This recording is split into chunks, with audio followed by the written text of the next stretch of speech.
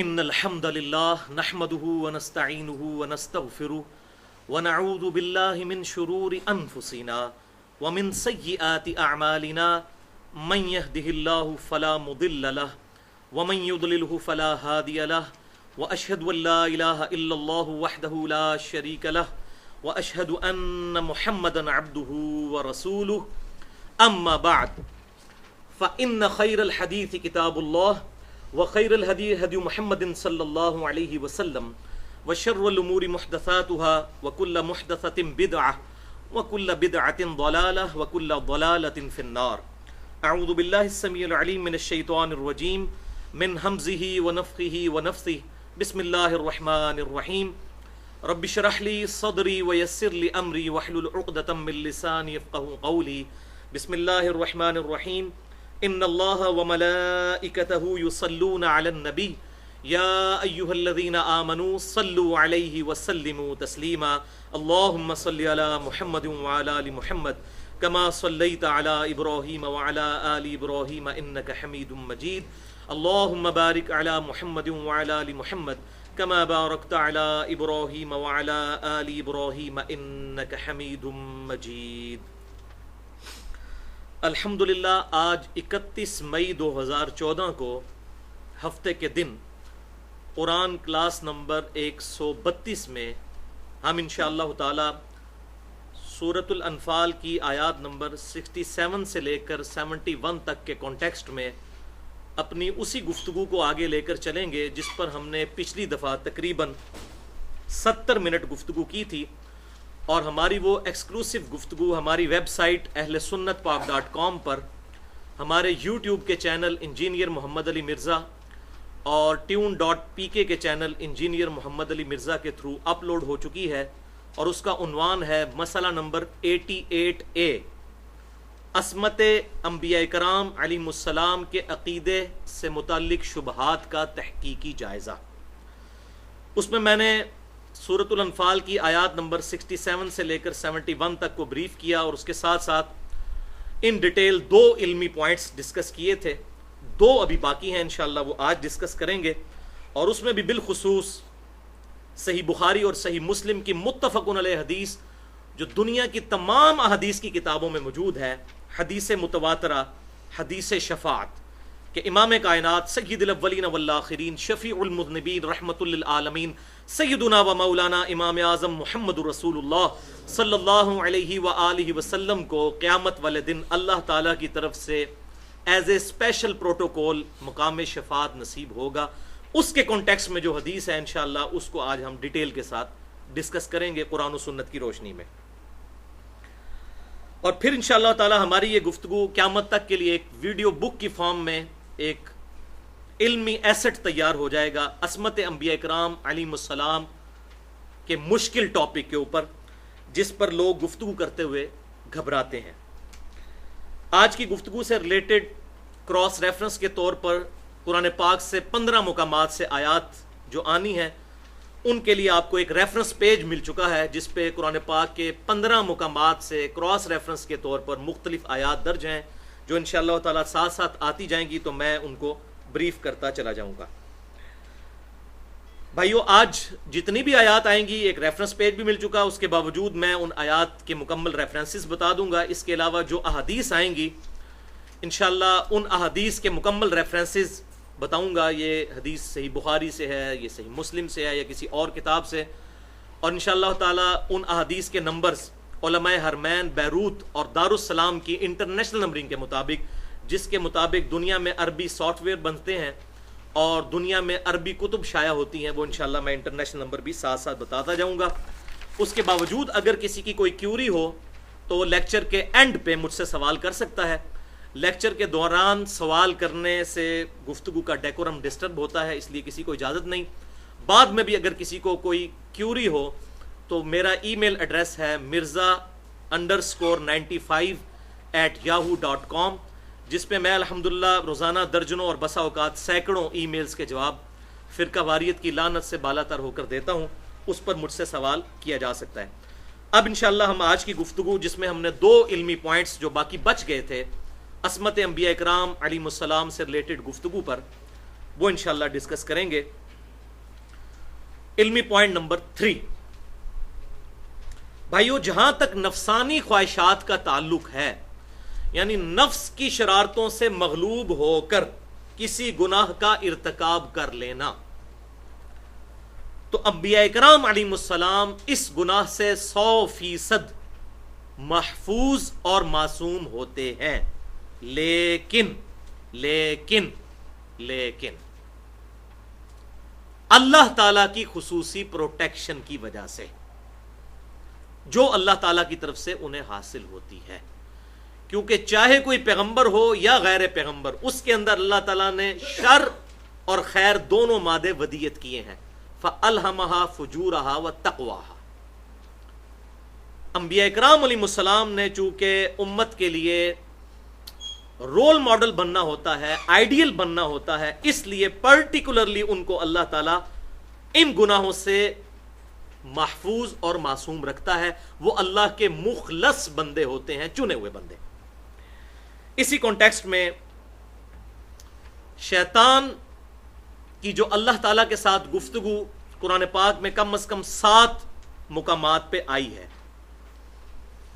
اس میں سے ایک مقام کے کچھ حصہ آپ کے پیج پر ریفرنس نمبر 1 ہے، سورۃ الحجر کی آیت نمبر 39 سے لے کر 44 تک۔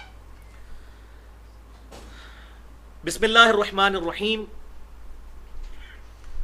قال ربی بما اغویتنی، اور شیطان نے عرض کی کہ اے میرے رب بسبب اس کے کہ تو نے مجھے گمراہ کیا، بولے اعوذ باللہ تعالی، بجائے یہ کہ وہ اپنے نفس کا وبال سمجھتا، اس نے کہا یا اللہ تو نے مجھے آزمائش میں ڈالا، میں اس لیے گمراہ ہوا۔ تو بھائی اگر یہ گمراہ ہونا ہوتا تو کروڑوں اربوں فرشتے بھی گمراہ ہوتے، انہوں نے تو رب کے حکم کی فرما برداری کی، تو اگر رب مانتا ہے تو تجھے فرما برداری کرنی چاہیے۔ تو اے رب میرے بسبب اس کے کہ تو نے مجھے گمراہ کیا، لَأُزَيِّنَنَّ لَهُمْ فِي الْأَرْضِ، میں انسانوں کے لیے زمین میں جو چیزیں ہیں یہ مزین کر کے ان کے سامنے رکھوں گا، وَلَا أُغْوِيَنَّهُمْ أَجْمَعِينَ، اور میں سب کے سب لوگوں کو اغوا کر لوں گا۔ وَلِعَاذُ بِاللَّهِ تَعَالَى، اعوذ باللہ من الشیطان الرجیم، لا حول ولا قوة الا باللہ، الا عبادک منہم المخلصین، ہاں مگر تیرے وہ بندے جن کو تو خود مخلص کر لے گا۔ یہ مخلص لفظ نہیں ہے، یہ دونوں ورڈز کو سمجھ لیں، ایک لفظ ہے مخلص، مخلص ہوتا ہے اپنا اخلاص شو کرنے والا، ہم یہ خواہش رکھتے ہیں ہم اپنے رب کے لیے اپنے دین کو خالص کریں، اخلاص شو کریں۔ ایک ہے مخلص جسے اللہ خالص کر لے، چن لے، وہ صرف انبیاء کرام علیہ السلام ہے۔ ہاں تیرے مخلص بندے جو ہیں وہ محفوظ رہیں گے، یہ صرف انبیاء ہیں، باقی نہیں، نہ صحابہ، نہ اہل بیت، نہ بزرگان دین، نہ، ان کے لیے اگلی بات آ رہی ہے، وہ سب کے سب لوگ ان چیزوں میں آفتوں میں مبتلا ہوں گے، انشاءاللہ آگے دلائل آئیں گے۔ قال ھذا صراط علی مستقیم، تو رب نے فرمایا کہ یہ ہے میرا سیدھا راستہ جو کہ مستقیم راستہ ہے، میں نے حق اور باطل واضح کر دیا ہے۔ ان عبادی لیس لک علیہم سلطان، ایک بات یاد رکھنا کہ میرے کسی بندے پر، چاہے وہ نیک ہو یا بد، ساری انسانیت پر تیرا زور کوئی نہیں چلے گا، یعنی ٹینجیبل فارم میں فزیکلی تو کسی کو برائی پر آمادہ نہیں کر سکے گا۔ انبیاء کو تو میں مخلص کر ہی لوں گا، باقی انسانوں پر بھی تیرا زور نہیں چلے گا۔ الا من اتبعک من الغاوین، ہاں جو خود جو ہے اغوا ہو جائے تیرے ہاتھوں اور تیری پیروی کرنا شروع کر دے، اتباع شروع کر دے، وہ تو خود پھر گمراہی خریدے گا۔ میرے بندوں پر تیرا کوئی فزیکل زور نہیں ہوگا۔ آج تک ہمارے آباء و اجداد میں یہ واقعہ رپورٹ نہیں ہوا کہ کوئی شخص نماز پڑھنے کے لیے مسجد میں جا رہا اور شیطان فزیکل ٹینجیبل فارم میں سامنے آ جائے، میں تو آج مسجد ہی نہیں وڑن دینا، کبھی نہیں ایسے ہوگا۔ یا اذان ہو تو زبردستی ہمارے پاؤں جو ہیں وہ مسجد کی طرف چل پڑے، ایسا بھی نہیں ہوگا۔ انا ہدیناہ السبیل اما شاکرا و اما کفورا، سورۃ الدہر میں ہم نے ہدایت کا راستہ واضح کر دیا، چاہو تو اتباع کرو اس کی، چاہے تو انکار کر دو۔ تو کتابوں کا مقدمہ اور رسولوں کا مقدمہ اسی بات پر، محکم بات پر قائم ہے کہ اللہ تعالیٰ نے انسان کو اختیار دیا ہے۔ تو اللہ تعالیٰ فرما رہا ہے میرے کسی بندے پر بھی، کسی بندے پر بھی، نیک ہو بد ہو، جو بھی انسان ہے، تیرا زور کوئی نہیں ہوگا۔ یہ بات کلیئر ہے۔ یہ جو آج لوگ بہانے بنا رہے ہیں نا گناہ کے کہ جی شیطان نے کروا دیا، نماز شیطان نے نہیں پڑھنے دی، یہ وہ، یہ ساری چیزیں، اور آگے اس کے ثبوت میں اور اس سے بھی زیادہ بات کھل کے آئے گی اگلی آیات کے اندر. وَإِنَّ جَهَنَّمَ لَمَوْعِدُهُمْ أَجْمَعِينَ، اور بے شک جہنم ان تمام لوگوں کا وعدہ ہے، وعدہ گاہ جگہ ہے جو تیری پیروی کریں گے. لَهَا سَبْعَةُ أَبْوَابٍ، اس جہنم کے ہیں 7 دروازے. جنت کے 8 دروازے ہیں جو صحیح مسلم میں صحیح حدیث ہے کہ جو وضو کے بعد پڑھ لے اشہد ان لا الہ الا اللہ وحدہ لا شریک لہ واشہد ان محمدا عبدہ ورسولہ، تو اس کے لیے جنت کے 8 دروازے کھول دیے جاتے ہیں. اس میں یہ انگلی اٹھانے والی روایت بھی ہے ابو داؤد میں، وہ ضعیف ہے، بس صرف دعا پڑھنی ہے یہ. تو دوزخ کے 7 دروازے ہیں، جنت کے 8. تو یہ ثبوت ہے سورۃ الحجر کی آیت نمبر 44. اس کے ہیں 7 دروازے. لکل باب منہم جزء مقسوم، اور ہر دروازے کا حصہ مخصوص ہے جس سے وہ دوزخی داخل ہوں گے. جیسے جنت کے بھی دروازے ہیں، الریان ایک دروازہ ہے جس سے صرف روزہ دار لوگ داخل ہوں گے، ایک خاص ذاکرین کے لیے ہے، ایک خاص مجاہدین کے لیے ہے، اس طرح مختلف دروازے ہیں. تو دوزخ کے دروازوں میں سے بھی لوگوں کے حصے مخصوص ہیں جو ان دروازوں سے داخل ہوں گے. وَلِعَاذُ بِاللَّهِ تَعَالَى اللَّهُمَّ أَجِرْنَا مِنَ النَّارِ اللَّهُمَّ أَجِرْنَا مِنَ النَّارِ اللَّهُمَّ أَجِرْنَا مِنَ النَّارِ. تو بھائیو، شیطان کا کوئی زبردستی زور نہیں چلے گا. اس حوالے سے میں نے تقریباً ایکسکلوسیو 2 گھنٹے کی گفتگو کی ہے، مسئلہ نمبر 79 کے نام سے، اللہ، انسان اور شیطان. اس میں نے یہ ساری کی ساری چیزیں قرآن پاک سے کراس ریفرنسز لے کر پرٹیکولر انسان اور شیطان کا جو ریلیشن شپ ہے اور اللہ تبارک و تعالیٰ کس طرح انسان کو گائیڈ کرتا ہے، اس ٹاپک کو میں نے الحمدللہ ایڈریس کیا. آج ڈیٹیل نہیں، لیکن اس گفتگو سے انصاف یہ ہے کہ میں ایک مقام ضرور اسی لیکچر میں جو میں نے بیان کیا یہاں پر بیان کروں، اور وہ آپ کا ریفرنس نمبر 2 ہے، سورہ ابراہیم کی آیت نمبر 22. بہت کریٹیکل آیت ہے، پورا فلسفہ شیطان کے حوالے سے یہ کھول دینے والی آیت ہے. وقال الشیطان لما قضی الامر، اور شیطان کہے گا جب کہ فیصلہ ہو چکے گا قیامت والے دن، جنتیوں کے لیے جنت کا فیصلہ، دوزخیوں کے لیے دوزخ کا فیصلہ. وَلِعَوْذُ بِاللَّهِ تعالی، تو پھر شیطان کہے گا ان اللہ وعدکم وعد الحق، یہ دوزخیوں سے کہے گا بے شک جو اللہ نے تم سے وعدہ کیا تھا وہ سچا وعدہ تھا.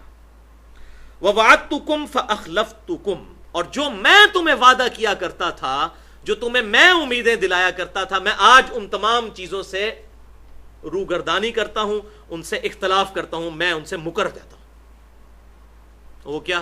یا اللہ جو کچھ بھی ہے تیرے محبوب کی امت سے ہے. یہ باتیں صحابہ کرام کو نہیں پتا تھی، اور خصوصاً وہ 10 مبشرہ 10 صحابہ جن کو جنت کی بشارت ایک مجلس میں ملی.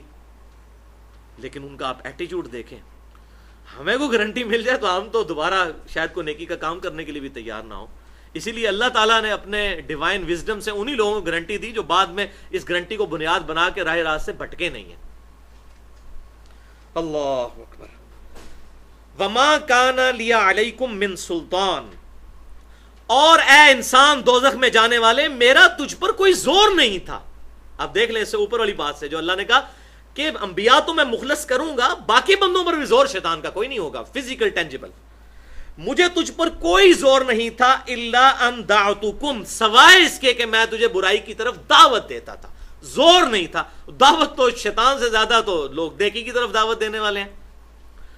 مؤذن روزانہ ہزاروں مؤذن حی علی الصلاح حی علی الفلاح کی آواز نہیں لگا رہے، بس اتنے. انسان اپنی چوائس سے مسجد میں چلا جاتا ہے، انسان اپنی چوائس سے چھوڑ دیتا ہے.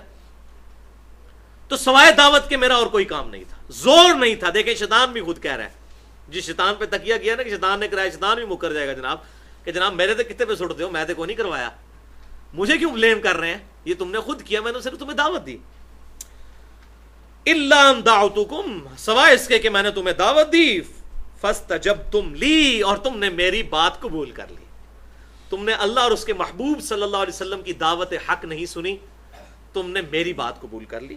فلا تلومونی ولوموا انفسکم، تو مت آج مجھے ملامت کرو، اپنی جانوں کو ملامت کرو. تم لوگ، تم نے خود اپنے لیے دوزخ کا سودا خریدا. ما انا بمصرخکم وما انتم بمصرخی، نہ تو آج میں تمہارا پرسان حال ہو سکتا ہوں اور نہ تم میرے پرسان حال ہو سکتے ہو. یہ ڈراپ سین ہو رہا ہے قیامت کی. اس ساری سیرمنی کا ڈراپ سین. انی کفرت بما اشرکتمونی من قبل، اور میں اس سے بھی انکاری ہوں کہ تم اس سے پہلے مجھے اللہ تعالیٰ کے ساتھ شریک ٹھہرایا کرتے تھے. شریک ٹھہرایا نہیں ہے کہ خدا ماننا، شیطان کی پیروی کرنا بھی اس کو شریک ٹھہرانا ہے. بلکہ قرآن پاک میں یہ مضمون تو کئی جگہ آیا. افرائیت من اتخذ الہہ ہوا، سورۃ الجاثیہ کے اندر. اے محبوب اس شخص کو تو دیکھو صلی اللہ علیہ وسلم جس نے اپنی خواہش نفس کو اپنا خدا بنا لیا. جو اپنی خواہش نفس کی پیروی کرتا ہے، شیطان کی پیروی کرتا ہے، گویا کہ اسے خدا مان لیا، اسے رب مان لیا. کیوں؟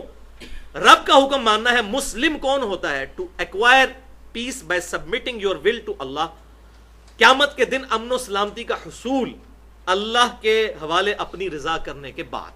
اللہ کی بات ماننا مسلم وہی ہوتا ہے، سر تسلیم خم کرنے والا. جو شیطان کی بات مانے گا گویا کہ اس نے اس کو رب مان لیا. تو یہ وہ بات ہے کہ میں تو انکاری ہوں، میں نے تو تمہیں کوئی نہیں کہا تھا کہ میرے پیچھے چلنا شروع ہو جاؤ، تم خود چلے تھے. ان الظالمین لہم عذاب علیم، بے شک ظالموں کے لیے دردناک عذاب ہے. والعیاذ باللہ تعالی. ظالم کون؟ جو جان بوجھ کر حق بات سے اناد کرے، اسے کہتے ہیں ظالم. یہ تھی وہ کرٹیکل آیت. بھائیو، انبیاء اکرام علیہ السلام کی معصومیت اور حفاظت من جانب اللہ کی طرف سے، اس کی نمائندہ مثال قرآن پاک میں سیدنا یوسف علیہ السلام ہے. ان کے بارے میں ایک بہت کرٹیکل آیت ہے سورہ یوسف کے اندر. آیت نمبر ہے 24 آپ کے ریفرنس پہ، ریفرنس 3. جب زلیخا نے سیدنا یوسف علیہ السلام کو اپنی طرف مائل کرنے کی کوشش کی. اب یہ نام قرآن میں حدیث میں تو نہیں ملتا، تورات میں ہمیں ملتا ہے، لیکن یہ واقعہ ضرور موجود ہے قرآن میں. سورہ یوسف آیت نمبر 24. بہت خطرناک الفاظ ہیں اور یہ سچویشن کو بالکل کھول کر بیان کریں گے. وَلَقَدْ هَمَّتْ بِهِ، اور بے شک اس عورت نے یوسف کا قصد کیا. وَهَمَّ بِهَا، اور یوسف بھی اس عورت کا قصد کر لیتا. لولا ان ارآ برہان ربی، اگر وہ اپنے رب کی روشن نشانی نہ دیکھ لیتا. اب یہ سمجھ سے باہر ہے، کتنا بڑا فتنہ ہے عورت. حالانکہ وہ عورت تھی جس نے یوسف علیہ السلام کو پالا تھا، ماں کی جگہ تھی. لیکن یہ سیکس جو فرائڈ کہتا ہے، قرآن پاک بھی سورہ آل عمران میں اس چیز کی تائید کرتا ہے. زُيِّنَ لِلنَّاسِ حُبُّ الشَّهَوَاتِ مِنَ النِّسَاءِ، پہلی چیز مزین کی گئی ہے انسان کے لیے شہوات میں سے عورت. اب ماں کی جگہ تھی وہ عورت، لیکن شیطان کتنا حاوی ہے. اللہ تعالیٰ فرماتا ہے اس عورت نے مائل کیا یوسف کو. یوسف بھی قصد کر لیتا اس عورت کا اگر اپنے رب کی برہان نہ دیکھ لیتا. پرٹیکولر کوئی اللہ تعالیٰ کی طرف سے کوئی ایسا معاملہ ہوا، اللہ نے کوئی ایسی نشانی دکھائی کہ یوسف علیہ السلام کا دل مضبوط ہوا اور اس برائی سے بچ گئے. یہ ہے مخلص، چنا ہوا بندہ. كَذَلِكَ لِنَصْرِفَ عَنْهُ السُّوءَ وَالْفَحْشَاءَ، بالکل اس طریقے سے ہم نے یوسف سے برائی اور بے حیائی کو دور کر دیا. ہم نے دور کیا، وہ تو قصد کر لیتا. انہو من عبادنا المخلصین، وہی لفظ آ گیا مخلص. بے شک وہ ہمارا مخلص بندہ تھا، چنا ہوا بندہ. مخلص نہیں، مخلص، چنا ہوا بندہ. اگلا ریفرنس بھی سورہ یوسف سے 53 نمبر آیت ہے، جس میں یوسف علیہ السلام نے خود اناؤنسمنٹ کر دی اپنے بارے میں. جو میں کہہ رہا ہوں کہ ہر بندے کے ساتھ نفس لگا ہوا ہے، انبیاء کرام کے ساتھ بھی ہے. اللہ ان کی حفاظت کرتا ہے، مادہ ضرور موجود ہوتا ہے. فَأَلْهَمَهَا فُجُورَهَا وَتَقْوَاهَا، سورہ یوسف آیت نمبر 53. یوسف علیہ السلام خود کلام کرتے ہوئے کہتے ہیں وَمَا أُبَرِّئُ نَفْسِي إِنَّ النَّفْسَ لَأَمَّارَةٌ بِالسُّوءِ. یہ 13واں پارہ اسی آیت سے شروع ہوتا ہے. میں اپنے نفس کو بری نہیں سمجھتا، بے شک نفس تو ہمیشہ برائی کی طرف حکم دیتا ہے. الا ما رحم ربی، سوائے اس کے کہ جس پر میرا رب رحم کرتا ہے. ان ربی غفور الرحیم، بے شک میرا رب بخشنے والا ہے، مہربان ہے. بھائیو اندازہ کریں یہاں پر سب کانٹیننٹ میں، انڈیا، پاکستان اور بنگلہ دیش کے کلچر میں لوگوں کے بزرگوں کے بارے میں یہ عقیدے ہیں کہ وہ جو ہیں وہ مخلص بندے ہیں. یہاں تو انبیاء کی بات ہو رہی ہے. تو قرآن پاک کے پرٹیکولر جو نظریات ہیں اس کی روشنی میں سوائے انبیاء کرام علیہ السلام کے کوئی بھی اللہ کا مخلص بندہ نہیں ہے، یہ ڈیفینیٹ بات ہے۔ لہذا اہل تشیع کا یہ جو عقیدہ ہے کہ ائمہ اہل بیت رحمہم اللہ علیہم رضوان علیہم السلام یہ معصوم ہے، تو یہ ان کا نظریہ بالکل کتاب و سنت کے خلاف ہے، اور ان کا اپنا کانفیڈنس لیول یہ ہے۔ میں بڑے بڑے اہل تشیع علماء کے ساتھ ملا ہوں، میرے ابھی بھی رابطے سب کے ساتھ ہوتے ہیں، اہل سنت کے بھی تمام جتنے بھی اسکول آف تھاٹ ہیں، بریلوی، دیوبندی، اہل حدیث، سب کے ساتھ رابطے ہیں۔ جو بھی اچھی بات ہے جہاں سے ملے لیتے ہیں، اور بری بات ہے اس سے اختلاف کر دیتے ہیں بغیر کسی کی تکفیر کیے یا فتویٰ لگائے۔ تو اہل تشیع علماء سے بات ہوئی، باقاعدہ ان کی ریٹن میں بکس بھی موجود ہیں، بلکہ ثاقب اکبر صاحب نے جو کتاب لکھی پاکستان کے دینی مسالک، اس میں بھی اہل تشیع کے بڑے بڑے جو پاکستان کے علماء ہیں انہوں نے کہا ہے کہ یہ ہمارا جو عقیدہ ہے ائمہ کو معصوم ماننے کا، یہ بنیادی عقیدہ نہیں ہے، اگر کسی کا یہ عقیدہ نہ ہو تو ہم اسے کافر نہیں سمجھتے۔ تو اس کا مطلب ہے الحمدللہ وہ اہل سنت کو کافر نہیں سمجھتے اس عقیدے کی وجہ سے۔ تو پھر اس سے یہ بات بھی نکلی کہ یہ عقیدہ کوئی اتنا مضبوط بھی نہیں ہے، قرآن کی روح سے تو یہ بالکل فٹ ان نہیں بیٹھتا۔ لیکن یہ بات درست ہے کہ جو اللہ کے نیک بندے ہوتے ہیں، صحابہ اکرام علیہم رضوان، اہل بیت عظام رضی اللہ عنہم اجمعین، یا ائمہ اہل سنت ہوں یا اہل تشیع کے، وہ تو ہمارے کامن ائمہ ہیں جو اہل بیت کے ائمہ ہیں، ان کو اللہ تبارک و تعالی ان کی کوشش کے سبب کافی حد تک گناہوں سے محفوظ فرما دیتا ہے، معصوم نہیں 100%، لیکن محفوظ ضرور، اور اس کی ٹیکنیکل ریزن ہے۔ ایک تو ٹیکنیکل ریزن، اس کے بعد میں اس کی دلیل بھی پیش کرتا ہوں۔ ٹیکنیکل ریزن یہ ہے بھائیوں، مجھے بریانی بڑی پسند ہے، سخت مجھے بھوک لگی ہوئی ہو، اور بریانی کی خوشبو بھی دل لبھا رہی ہو، سامنے پلیٹ بھی آ جائے، اور جسٹ بریانی کو کھانے سے پہلے ایک بندہ مجھے کان میں آ کے بات کرے کہ بھائی صاحب یہ جن اہل محبت نے آپ کی دعوت کی ہے، اس بریانی میں آپ کے لیے زہر ڈالا ہوا ہے انہوں نے۔ وہی بریانی جو 2 منٹ پہلے مجھے کتنی اٹریکٹ کر رہی تھی، مجھے اس سے نفرت ہو جائے گی، یہاں تک کہ میری بھوک ہی مر جائے گی۔ ایسا ہی ہوگا نا؟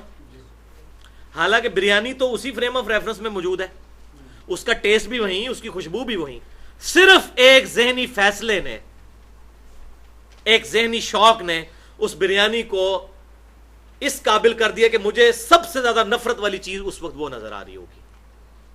بالکل اس طریقے سے جو اللہ کے نیک بندے ہوتے ہیں، صحابہ اکرام علیہم رضوان، اہل بیت، یا ائمہ جو بڑے بڑے ائمہ ہیں، ان کو بھی اللہ تعالیٰ کی معرفت ایسی نصیب ہو جاتی ہے کہ وہ گناہوں سے اسی طریقے سے نفرت کرتے ہیں جیسے ہم اس بریانی سے۔ اس گناہ کا جو وہ نیگیٹو پہلو ہے ان پر اس طرح آشکار ہو جاتا ہے کہ وہ سوچتے بھی نہیں اس گناہ کو کرنے کا۔ یہ چیز ممکن ہے، اور اس کا ثبوت صحیح بخاری کی وہ مشہور حدیث ہے، کتاب الرقاق چیپٹر میں، انٹرنیشنل نمبر کے مطابق 6502، آپ صلی اللہ علیہ وسلم نے فرمایا، حدیث قدسی ہے، بڑی رکت انگیز، بہت رکت انگیز، کہ اللہ تعالیٰ فرماتا ہے جو شخص میرے ولی سے دشمنی کرے گا، میرا اس کے خلاف اعلان جنگ۔ ولی سے مراد یہ نہ سمجھے گا جو اپنی عبادت کروا رہا ہے کہ لوگ اسے سجدے کر رہے ہیں، اس کے پاؤں چوم رہے ہیں، اور اس نے کپڑے بھی نہیں پہنے ہوئے، یعنی انڈیا پاکستان کے ولی کی بات نہیں ہو رہی، یہ اس ولی کی جو کتاب و سنت کی روشنی میں ولی ہے۔ یہ تو اولیاء الشیاطین ہے اکثریت، یہ اولیاء اللہ کی بات ہو رہی ہے، اسی کہتے ہیں ولی۔ میں کہتا ہوں ہاں ولی کہیں، ولی اللہ نہ کہیں۔ ولی اللہ تو وہ ہوں گے، ولی اللہ ہم مانتے ہیں الحمدللہ، امام بخاری ہیں ولی اللہ، امام مسلم ہیں، امام حنیفہ ہیں، امام شافعی ہیں، امام احمد حنبل ہیں، امام باقر ہیں، امام جعفر ہیں، یہ بڑے بڑے ائمہ، یہ ہیں اللہ کے ولی۔ اور صحابہ کرام اور اہل بیت کے تو کیا ہی کہنے، وہ تو اولیاء کے سر کے تاج ہیں۔ تو میرا اس کے خلاف اعلان جنگ ہے جو میرے ولی سے دشمنی رکھے، اور میرا کوئی بندہ میرا قرب حاصل نہیں کر سکتا کسی بھی چیز سے جتنا قرب وہ فرض میں پابندی اختیار کر کے حاصل کرتا ہے۔ فرض جو ہے وہ یہ ڈیٹم لائن ہے، اس کو تو آپ نے کراس کرنا ہی کرنا ہے، اس سے نیچے تو اللہ تعالیٰ آپ سے راضی ہونے والا نہیں، مجھ سے راضی ہونے والا نہیں۔ اور بندہ نوافل کے ذریعے پھر میرا اتنا قرب حاصل کر لیتا ہے کہ میں اس کے کان بن جاتا ہوں جس سے وہ سنتا ہے، میں اس کی آنکھیں بن جاتا ہوں جس سے وہ دیکھتا ہے، میں اس کے پاؤں بن جاتا ہوں جس سے وہ چلتا ہے، میں اس کے ہاتھ بن جاتا ہوں جس سے وہ پکڑتا ہے، اور پھر جب وہ مجھ سے دعا کرتا ہے میں اس کی دعا قبول کرتا ہوں، اپنے دشمن کے اگینسٹ جب مجھ سے پناہ طلب کرتا ہے میں اسے پناہ عطا فرماتا ہوں، اور مجھے رب ہوتے ہوئے کبھی بھی کسی چیز پر کوئی تردد نہیں ہوتا سوائے اس چیز کے کہ جب میرے نیک بندے کی روح قبض کی جاتی ہے اس وقت میں بھی ریلیکٹنٹ ہو جاتا ہوں کہ میرا بندہ موت سے دوری اختیار کرنا چاہ رہا ہوتا ہے، زندگی کی محبت تو ہر بندے میں موجود ہے، اور میں چاہتا ہوں یہ میرے پاس آ جائے، اس وقت میں بھی تردد کا شکار ہو جاتا ہوں کہ میرے بندے کی خواہش کچھ اور میری کچھ اور، جب نیک بندے کی میں روح قبض کرنے لگتا ہوں۔ اللہ اکبر کبیرہ والحمد للہ کثیرا وسبحان اللہ بکرۃ واصیلا۔ اللہم انی اسألک حبک وحب من یحبک وحب حبیبک صلی اللہ علیہ وسلم وحب عمل یقربنا الی حبک۔ اللہ بھی تردد، اللہ۔ تو اس میں جو الفاظ آئے میں ہاتھ بن جاتا ہوں پاؤں بن جاتا ہوں، اس سے مراد یہ ہے کہ جب وہ کوشش کرتا ہے فرائض اور نوافل میں پابندی اختیار کرنے کی تو میں پھر اس کی آنکھوں، ہاتھوں، پاؤں، کان، ان تمام چیزوں کو گناہوں سے محفوظ کر دیتا ہوں، یعنی اتنی ان کو نفرت دلا دیتا ہوں کہ وہ گناہ کی طرف نہیں آتے۔ اس کا وہ مطلب نہیں کہ اللہ تعالیٰ کو فزیکلی کان بن جاتا ہے یا بندے کے اندر حلول کر جاتا ہے ولیعوذ باللہ تعالیٰ، جس طرح بعض اہل بدعت کا عقیدہ ہے، یہ بالکل یہ مطلب نہیں۔ اگر یہ مطلب ہو تو آخر میں جو الفاظ ہیں کہ جب وہ مجھ سے دعا کرتا ہے میں قبول کرتا ہوں، دشمن کے خلاف پناہ مجھ سے مانگتا ہے تو میں دیتا ہوں، تو جب وہ خود اللہ کے ہاتھ بن گیا تو پھر اللہ سے پناہ کیوں مانگ رہا ہے؟ وہ تو آلریڈی بنا ہوا ہے ہاتھ۔ ہاتھ کا مطلب یہ نہیں ہے، اس کا مطلب ہے اس کی یہ تمام اعضاء میرے لیے خاص ہو جاتے ہیں، جس طرح ہمارے محبوب صلی اللہ علیہ وسلم کے بارے میں قرآن میں آیا قل ان صلاتی و نسکی و محیای و مماتی للہ رب العالمین، اے محبوب فرما دیجئے بے شک میری نماز، میری قربانی، میرا جینا، میرا مرنا سب کچھ میرے رب کے لیے ہے جو سارے جہانوں کا پالنے والا ہے۔ تو اوڑھنا بچھونا اس شخص کا اللہ کی ذات بن جاتا ہے۔ بھائیو شیطان اتنا بڑا دشمن ہے کہ امام کائنات صلی اللہ علیہ وسلم کو بھی قرآن میں حکم ہوا کہ آپ اللہ کے حضور شیطان سے بچنے کے لیے دعا کیا کریں، میں اور آپ کسی شمار میں نہیں، اور وہ ہے اگلا ریفرنس نمبر 5 سورۃ المؤمنون کی آیت نمبر 97 اور 98۔ وَقُلْ رَبِّ أَعُوذُ بِكَ مِنْ هَمَزَاتِ الشَّيَاطِينِ، اور اے محبوب صلی اللہ علیہ وسلم اپنے رب سے پناہ طلب کیا کرو کہ اے میرے رب مجھے شیطان کی چالوں سے بچا۔ وَأَعُوذُ بِكَ رَبِّ أَن يَحْضُرُونَ، اے میرے رب میں تجھ سے اس بات کی بھی پناہ مانگتا ہوں کہ شیطان میرے قریب بھی پھٹ گئے، قریب بھی نہ آئے، مجھے بچا لے۔ اور الحمدللہ اللہ تعالیٰ نے پھر بچایا ہمارے محبوب صلی اللہ علیہ وسلم کو۔ صحیح بخاری اور صحیح مسلم کی متفقن علیہ حدیث ہے، اور اس حدیث کا نمبر ہے بخاری میں 3281 اور مسلم میں 5678، بڑی مشہور حدیث۔ آپ صلی اللہ علیہ وسلم نے فرمایا بے شک شیطان ہر انسان کے اندر خون کی طرح گردش کرتا ہے، ہر انسان کے ساتھ شیطان اٹیچ ہے، چاہے کوئی پیغمبر ہے چاہے کوئی عام آدمی ہے، سب کے ساتھ۔ لیکن ایک دوسری حدیث نے وہ مخلص بندہ آپ صلی اللہ علیہ وسلم کا ہونا وہ کلیئر کیا، وہ صحیح مسلم میں 2 طرق ہیں انٹرنیشنل نمبر کے مطابق 7108 اور 7109، کہ آپ صلی اللہ علیہ وسلم نے فرمایا ہر انسان کے ساتھ اس کا ایک ساتھی جن شیطان اور ایک ساتھی فرشتہ معمور کر دیا گیا ہے۔ اور باقی احادیث میں ترمذی مسند امام احمد میں ملتا ہے کہ شیطان اس کو برائی کی طرف دعوت دیتا ہے، فرشتہ اچھائی کی طرف۔ صحیح مسلم کے آگے الفاظ چلتے ہیں کہ ایک صحابی نے عرض کی اے اللہ کے محبوب صلی اللہ علیہ وسلم، بڑی جرت کی، کیا آپ کے ساتھ بھی شیطان لگا ہوا ہے؟ ہر انسان کے ساتھ جو ایک جن اور ایک فرشتہ ہے، کیا آپ کے ساتھ بھی؟ آپ صلی اللہ علیہ وسلم نے فرمایا ہاں میرے ساتھ بھی ہے، لیکن اللہ نے میری مدد فرمائی اور اس شیطان کو بھی میرا مطیع کر دیا، تو میرے ساتھ جو جن اٹیچ ہے اب وہ مجھے نیکی کی طرف ہی دعوت دیتا ہے۔ صرف آپ صلی اللہ علیہ وسلم کا یہ پروٹوکول ہے، سیدنا ابو بکر، عمر، عثمان و علی کا بھی یہ پروٹوکول نہیں ہے، ان کے بزرگان دین تو چھوڑ دیں۔ وہ تو ہتھے چڑھے ہوئے ہیں اکثر. آپ فرما سکتے تھے کہ مجھے بھی دیا اور تم میں سے فلاں فلاں کو بھی دیا ہے. مجھے ایک دوست بتانے لگے, ان کا آنکھ دیکھا واقعہ, اور ثقہ راوی ہیں, بڑے قریبی دوست, حافظ محمد جعفر صاحب, جنہوں نے کتاب لکھی ہے وہ کائنات سے خالق کائنات تک, بڑی زبردست کتاب. مجھے کہنے لگے میں ایک مجلس میں, وہ بھی پہلے میری طرح دوسری لائن پہ تھے, تو کہنے لگے میں ایک مجلس میں بیٹھا ہوا تھا, تو وہاں پہ ایک بہت بڑے پیر صاحب آئے, تو تلاوت کے لیے ایک قاری صاحب کو کھڑا کیا. قاری صاحب نے پڑھا اعوذ باللہ, ظاہر ہے اعوذ باللہ سے شروع کریں, قرآن میں حکم ہے کہ جب بھی قرآن پڑھو تو اعوذ باللہ من الشیطان الرجیم پڑھو. وہ اعوذ باللہ پڑھنے لگا, بیٹھ, ایڈے وڈے اللہ دے ولی تھے موجود نے, اتنے شیطان دا کے کام ہے. ہو سکتا ہے وہ بھی شیطان دے ریپریزنٹیٹیو ہوتے بیٹھے ہوں خود, اس نے اعوذ باللہ نہیں اس کو پڑھنے دی کہ اتنے بڑے ولی کی موجودگی میں شیطان کا کیا کام ہے. تو میں آپ کو بتا رہا ہوں کہ آپ صلی اللہ علیہ وسلم کو یہ صرف پروٹوکول ملا اور کسی کو نہیں ملا, کہ آپ صلی اللہ علیہ وسلم کے ساتھ جو شیطان اٹیچ ہے وہ بھی مسلم اور متبع ہو چکا ہے, آپ صلی اللہ علیہ وسلم کو نیکی کی طرف ہی دعوت دیتا ہے. الحمدللہ. تو اس سے بھی بات کلیئر ہوگی کہ صرف معصوم اور مخلص بندے انبیاء کرام علیہ السلام ہیں. لہٰذا میں ایک ادھر کڑوا جملہ بولوں گا کہ بھائیو پھر امام اس کو بناؤ کہ جس کے ساتھ شیطان نہیں اٹیچ. جس کے ساتھ بھی شیطان اٹیچ ہے, وہ چاہے کتنا ہی بڑا کوئی بزرگ ہے, شیطان کا عمل دخل تو اس کے ساتھ کسی بھی وقت ہو سکتا ہے. تو امام بناؤ امام کائنات سید الاولین والآخرین شفیع المذنبین رحمت للعالمین سیدنا و مولانا امام اعظم محمد رسول اللہ صلی اللہ علیہ وسلم کو, جن کے بارے میں کیٹاگوریکل مینشن ہوا ما ضل صاحبکم وما غوا, تمہارے محبوب نہ تو کبھی بہہ کے ہیں اور نہ کبھی بے راہ چلے ہیں. الحمدللہ, اللہ تعالیٰ ان کی حفاظت فرماتا ہے. الحمدللہ. بھائیو اس حوالے سے بڑی ایکسکلوسیو گفتگو ہے میری, تقریباً 3 گھنٹے کی گفتگو 2 نشستوں پر. مسئلہ نمبر 83A شیطانی وسوسوں کا علاج, اور 83B ہے جدید شیطانی وسوسوں کا تحقیقی جائزہ اور ہو کریٹڈ گاڈ.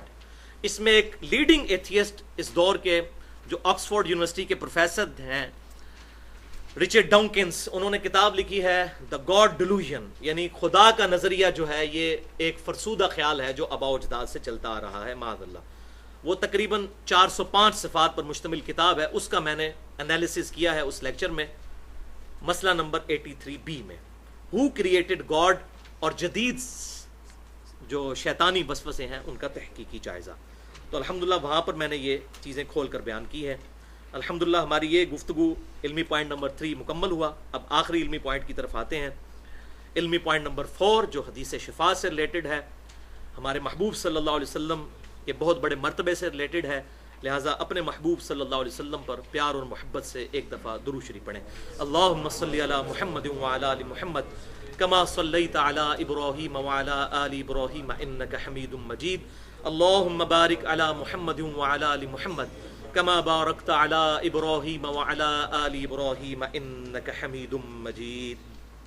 آخری اور اہم ترین علمی پوائنٹ نمبر 4, اور وہ ہے صحیح بخاری اور صحیح مسلم کی متفق علیہ حدیث.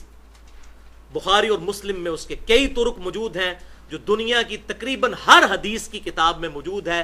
حدیث متواترہ اہل سنت اور اہل تشیع کے درمیان کامن, پوری امت کا اجماع جس حدیث پر, اور وہ ہے حدیث شفاعت. آپ صلی اللہ علیہ وسلم کو قیامت والے دن اللہ کی طرف سے مقام محمود اور مقام شفاعت عطا ہوگا انشاءاللہ. صحیح بخاری اور صحیح مسلم میں اس کے کئی طرق ہیں. میں انشاءاللہ ان تمام کا جو مجموعہ ہے وہ پیش کروں گا, لیکن پرٹیکولر 2 طرق بڑے اہم ہیں صحیح بخاری میں بھی اور صحیح مسلم میں بھی. میں ان کے انٹرنیشنل نمبر بھی بتا دیتا ہوں تاکہ آپ کو حدیث ڈھونڈنے میں بھی آسانی ہو. صحیح بخاری میں انٹرنیشنل نمبرنگ کے مطابق 4712 اور 7440, یہ 2 طرق اہم. اور صحیح مسلم میں کتاب الایمان چیپٹر میں شروع ہوئی میں 475 سے لے کر 480 تک یہ حدیث شفاعت الحمدللہ موجود ہے. چونکہ یہ بہت کریٹیکل حدیث ہے, اس لیے میں اس حدیث کو ورڈ بائی ورڈ, لفظ بائی لفظ انشاءاللہ اوریجنل صحیح بخاری سے پڑھوں گا تاکہ اس میں کوئی چیز سکپ نہ ہو. اور اس حدیث کے راوی ہیں سیدنا ابو ہریرہ رضی اللہ تعالیٰ عنہ اور سیدنا انس بن مالک رضی اللہ تعالیٰ عنہ، اور باقی صحابہ بھی ہیں، لیکن پرٹیکولر ان دو صحابہ سے یہ حدیث روایت ہے۔ صحیح بخاری اور صحیح مسلم، انٹرنیشنل نمبرنگ میں نے پہلے بتا دی۔ اب اللہ کا نام لے کر وہ حدیث شروع کرتے ہیں۔ اسی حدیث میں آپ کے اگلے کراس ریفرنسز آتے چلے جائیں گے، انشاءاللہ میں ان کو بھی بریف کروں گا۔ یہ ورڈ بائی ورڈ صحیح بخاری اور صحیح مسلم سے حدیث۔ سیدنا ابو ہریرہ رضی اللہ تعالیٰ عنہ کا بیان ہے کہ رسول اللہ صلی اللہ علیہ وسلم کی خدمت میں بکری کا گوشت لایا گیا اور دست کا حصہ آپ کو پیش کیا گیا، تو آپ صلی اللہ علیہ وسلم نے اپنے مبارک دانتوں سے اسے ایک بار نوچا۔ آپ صلی اللہ علیہ وسلم کو دست کا گوشت مبارک بہت پسند تھا۔ پھر آپ صلی اللہ علیہ وسلم نے فرمایا، کھانا کھاتے ہوئے ہی ساتھ ساتھ، اس سے یہ بات پتہ چلی جو ہمارے پنجاب کے یہ کلچر میں مائتھولوجی میں ہے کہ کھانا کھانا بولنا نہیں چاہیے تھا، یہ بالکل غلط گل ہے۔ آپ صلی اللہ علیہ وسلم کھانا کھاتے ہوئے گفتگو فرمایا کرتے تھے، گندی گفتگو نہ کی جائے، فضول نہ کی جائے۔ آپ صلی اللہ علیہ وسلم کھاتے ہوئے گفتگو کرتے تھے۔ آپ یہ دیکھیں بکری کا گوشت کھا رہے ہیں، تناول فرما رہے ہیں، اور ساتھ ساتھ صحابہ کو امپورٹنٹ ترین حدیث بیان فرما رہے ہیں۔ پھر آپ صلی اللہ علیہ وسلم فرمانے لگے، قیامت کے دن میں سب لوگوں کا سردار ہوں گا، سب کا ریپریزنٹیٹو ہیڈ۔ تمہیں معلوم ہے کہ وہ دن کیسا ہوگا؟ اس دن دنیا کے شروع سے لے کر قیامت کے دن تک ساری خلقت ایک چٹیل میدان میں جمع کر دی جائے گی، اور ایک پکارنے والے کی آواز سب کے کانوں تک پہنچ سکے گی، اور اگر کوئی شخص ایک نظر سے دیکھے تو اسے ساری مخلوقات نظر آئیں گی۔ چٹیل میدان، سورج بالکل قریب ہو جائے گا اور لوگوں کی پریشانی اور بے قراری کی کوئی حد نہ ہوگی۔ قرآن میں ہے نا 50,000 سال کا دن ہے یہ قیامت کا، اور حالت برداشت سے باہر ہو جائے گی۔ لوگ آپس میں مشورہ کریں گے اور کہیں گے کہ ہماری کیا حالت ہے، کیا کوئی ایسا مقبول بندہ نہیں کہ جو اللہ کے حضور ہماری شفاعت کر سکے؟ لیکن یہ بات یاد رکھیے گا، یہ ظاہری اسباب ہے۔ آج لوگ کہتے ہیں جی فلاں بزرگ جو دنیا سے جا چکے ہیں جی، قیامت کی مثالیں دے کے کہتے ہیں جی وہ شفاعت وہاں سے نہیں۔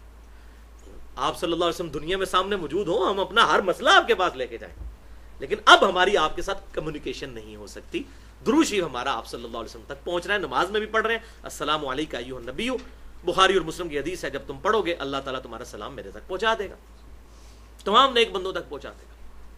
لیکن آج کمیونیکیشن نہیں ہو سکتی، کیونکہ میں اس لیے بات کر رہا ہوں کہ احمد بریلوی صاحب نے اسی کے اوپر ایک شعر لکھ دیا ہے، آج لے ان کی پناہ، آج مدد مانگ ان سے، پھر نہ مانیں گے اگر قیامت میں تو مان گیا۔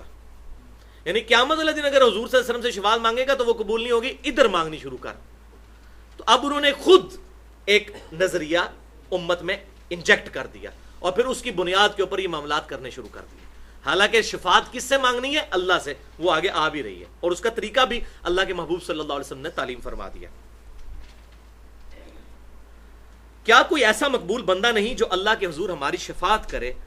پھر لوگ مشورہ کر کے سیدنا آدم علیہ السلام کے پاس جائیں گے اور ان سے کہیں گے، اے آدم علیہ السلام، آپ انسانوں کے جد امجد ہیں، اللہ نے آپ کو اپنے ہاتھوں سے پیدا کیا اور اپنی طرف سے خصوصیت کے ساتھ روح آپ میں پھونکی، وَنَفَخْتُ فِيهِ مِن رُوحِي، فرشتوں کو حکم دیا اور انہوں نے اللہ کے حکم سے آپ کو سجدہ کیا، یعنی سجدہ تعظیمی، سجدہ عبادت تو نہیں تھا۔ یعنی آپ کی اتنی اللہ کے حضور جو ہے وہ مرتبہ ہے، اتنی اللہ تعالیٰ کے حضور آپ کی امپورٹنس ہے، اس لیے آپ رب کے حضور ہماری شفاعت کر دیں، آپ دیکھ رہے ہیں کہ ہم کس حال کو پہنچ چکے ہیں۔ آدم علیہ السلام کہیں گے، میرا رب آج انتہائی غضبناک ہے، اور اتنا غضبناک ہے کہ آج سے پہلے کبھی اتنا غضبناک نہیں ہوا، نہ آج کے بعد ہوگا۔ قیامت کے دن اللہ نے اپنا نام رکھا ہوا ہے قہار، لمن الملک اليوم للہ الواحد القہار۔ سورۃ المؤمن کے اندر یہ آیت آتی ہے، آج کس کی بادشاہت ہے؟ ایک واحد قہار کی، قہر والے کی۔ قیامت کے دن اللہ تعالیٰ غضبناک ہوگا۔ ظاہر ہے جی، صدیوں ہزاروں سال تک لوگوں نے نافرمانیاں کی اور اللہ تبارک و تعالیٰ نے ان کی نافرمانیاں دیکھی، اب تو گرفت کا دن آیا ہے، وَلِعَوْذُ بِاللَّهِ تعالیٰ۔ تو آدم علیہ السلام کہیں گے آج اتنا غضبناک ہے، نہ آج سے پہلے ہوا نہ بعد میں ہوگا، تو کس کی جرت کے اس کی بارگاہ میں پیش ہو؟ میرے رب نے مجھے درخت کی طرف جانے سے روکا تھا، لیکن میں نے اپنے رب کی نافرمانی کی، پس نفسی نفسی نفسی 3 دفعہ آیا صحیح بخاری میں، آج مجھے اپنی جان کی فکر ہے، آج مجھے اپنی جان کی فکر ہے، آج مجھے اپنی جان کی فکر ہے، تم کسی اور کے پاس چلے جاؤ۔ اور وہ کیا ہوا؟ وہ آپ کے ریفرنس نمبر 6، یہ واقعہ قرآن میں کئی جگہ آیا۔ سورۃ الاعراف آیت نمبر 19 اور 23 میں نے پرٹیکولر یہاں پر نقل کر دی کہ آدم علیہ السلام اور ان کی بیوی کو اللہ نے حکم دیا کہ تم جنت میں جہاں چاہو رہو، لیکن ولا تقربا هذه الشجرہ، اس درخت کے قریب مت جانا، فتکون من الظالمین، نہیں تو تم ظالم ہو جاؤ گے۔ فوسوس لهم الشیطان، تو شیطان نے ان دونوں کو وسوسہ دیا۔ کرسچینٹی میں آتا ہے کہ جی ایو نے بہکا دیا، اسی لیے وہ ایو کو سے ایول بنایا ہوا ہے۔ مائی ہوا کو انگلش میں کہتے ہیں ایو، تو ایول کا لفظ انہوں نے اس سے نکالا ہے کہ عورت جو ہے وہ ایکسس آف ایول ہے۔ جب قرآن کہہ رہا ہے ان دونوں کو شیطان نے بہکایا، دونوں بہکے۔ بل یہ پورا واقعہ چلتا ہے، وہ جو میں نے مسئلہ نمبر 79 میں ڈیٹیل سے بتایا، 2 گھنٹے کی گفتگو ہے، اس کے اینڈ پہ پھر آتا ہے قال ربنا ظلمنا انفسنا، پھر اللہ نے ان کو دعا سکھا دی۔ سورہ بقرہ میں آتا ہے دعا سکھائی، سورہ الاعراف میں آیت نمبر 19 اور پھر 23، یہ 11 سے لے کے 36 تک یہ پورا ایک واقعہ اس کے اندر ڈیٹیل سے سورۃ الاعراف میں آیا۔ تو انہوں نے کہا رب ہمارے، ہم نے اپنی جانوں پر ظلم کیا، وَإِن لَّمْ تَغْفِرْ لَنَا، اور اگر تو نے ہمیں معاف نہ کیا، وَتَرْحَمْنَا، اور ہم پر رحم نہ فرمایا، لَنَكُونَنَّ مِنَ الْخَاسِرِينَ، تو ہم ضرور خسارہ پانے والوں میں ہو جائیں گے۔ تو پھر اللہ تعالیٰ نے ان کی توبہ قبول کر لی۔ اب اللہ تعالیٰ نے آدم علیہ السلام پہ ایک کامنٹس دیے ہیں، وہ ہے سورہ طٰہٰ کی آیت نمبر 115۔ جب سورہ طٰہٰ میں قصہ آدم اور ابلیس آیا تو اللہ تعالیٰ نے وہاں پر کامنٹس دیے۔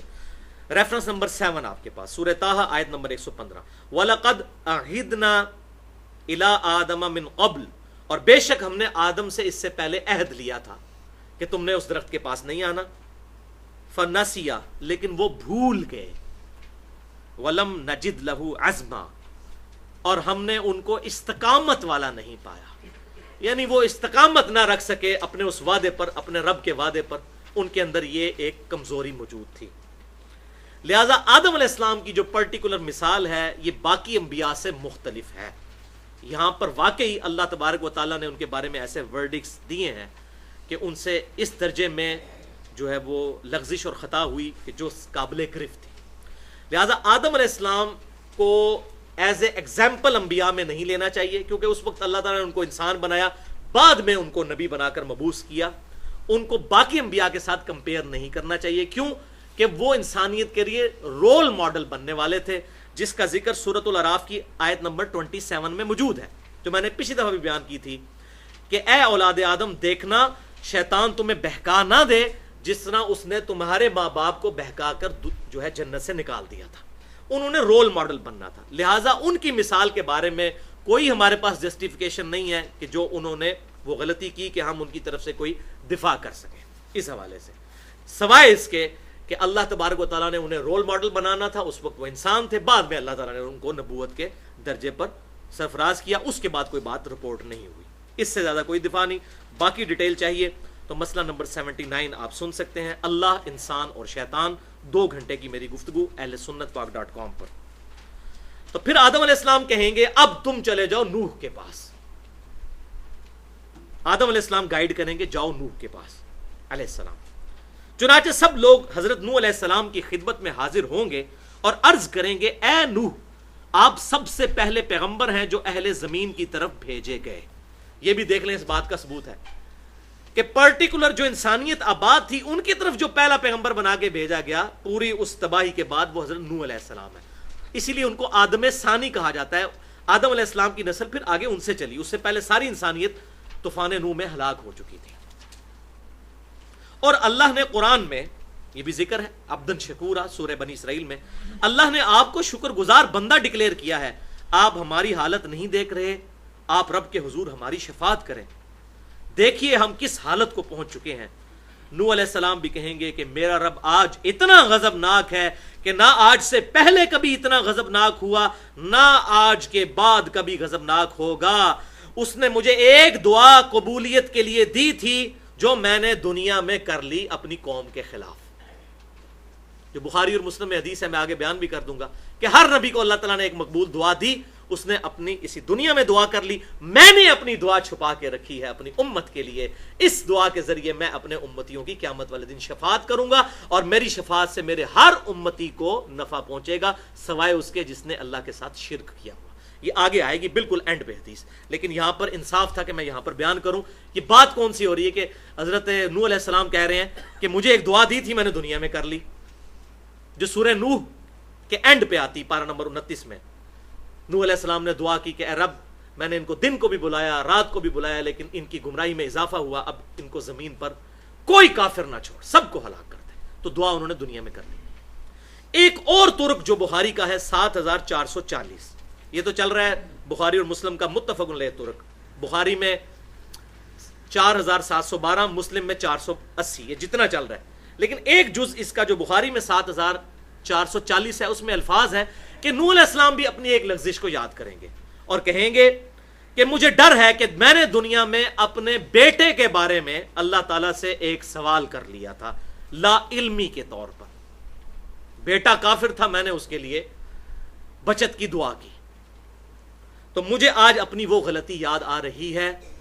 پھر آگے الفاظ ادھر بھی موجود ہیں, وہاں پر بھی نفسی نفسی نفسی. نوح علیہ السلام بھی کہیں گے آج مجھے اپنی جان کی فکر ہے, مجھے اپنی جان کی فکر ہے, مجھے اپنی جان کی فکر ہے, کسی اور کے پاس چلے جاؤ. وہ کیا تھا, وہ آپ کے ریفرنس پہ 8 نمبر ریفرنس سورہ ہود کی آیت نمبر 45 سے لے کر 47 تک, کہ جب سب لوگ ہلاک کر دیے گئے, نوح علیہ السلام کا بیٹا بھی تھا, اس میں آپ کی بیوی بھی تھی جو کافرہ تھی, وہ ہلاک کر دیے گئے. تو نوح علیہ السلام نے اللہ تعالیٰ کے حضور دعا کی کہ اللہ تو نے تو وعدہ کیا تھا کہ میرے گھر والوں اور اہل ایمان کو بچائے گا. تو ظاہر ہے کہ اہل گھر والے وہی بچائے جانے تھے جو اہل ایمان ہوتے, سب نہیں بچے. تو اللہ تعالیٰ نے پھر اس پہ نوح علیہ السلام پر عطا فرمایا, قال یا نوح انہ لیس من اہلک, اے نوح وہ تو تیرے اہل ہی نہیں تھے جن کو تو اہل بیت کہہ رہا ہے. کیوں؟ انہو عمل غیر صالح, ان کے اعمال اور کرتوت جو ہیں وہ تو نیکوکاروں والے نہیں تھے, تو اب وہ تیرے اہل بیت ہی نہ رہے.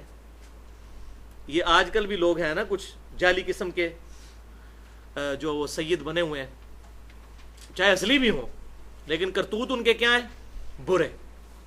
اور پھر ہمیں کہہ رہے ہوتے ہیں امتی. دیکھیں ذرا اندازہ کریں, ابھی تواڈے امتی ہیں, امتیاں دی گل, ایک امتی آیا بھائی تواڈے تے امتی نہیں, تسی بھی امتی ہو. بخاری اور مسلم کی متفق علیہ حدیث ہے, جنتی عورتوں کی سردار سیدہ فاطمہ رضی اللہ تعالی عنہا علیہ السلام, ان کو نبی صلی اللہ علیہ وسلم نے فرمایا یہ جنتی عورتوں کی سردار ہے, اور فرمایا کہ فاطمہ اس بات پہ نہ اکڑنا کہ تم اللہ کے نبی کی بیٹی ہو, اپنے اعمال اپنے ساتھ لے کر آنا, اگر اللہ نے تمہیں پکڑ لیا تو میں اللہ کے حضور تمہیں چھڑوا نہیں سکوں گا. تو یہ ان کی نسل ہو کے تو پھر اتنے بڑے بڑے دعوے کر رہے ہیں. ہاں اگر کسی کے اعمال صحیح ہوں تو واقعی اس کی نسبت اس کو عام لوگوں سے ممتاز کر دے گی.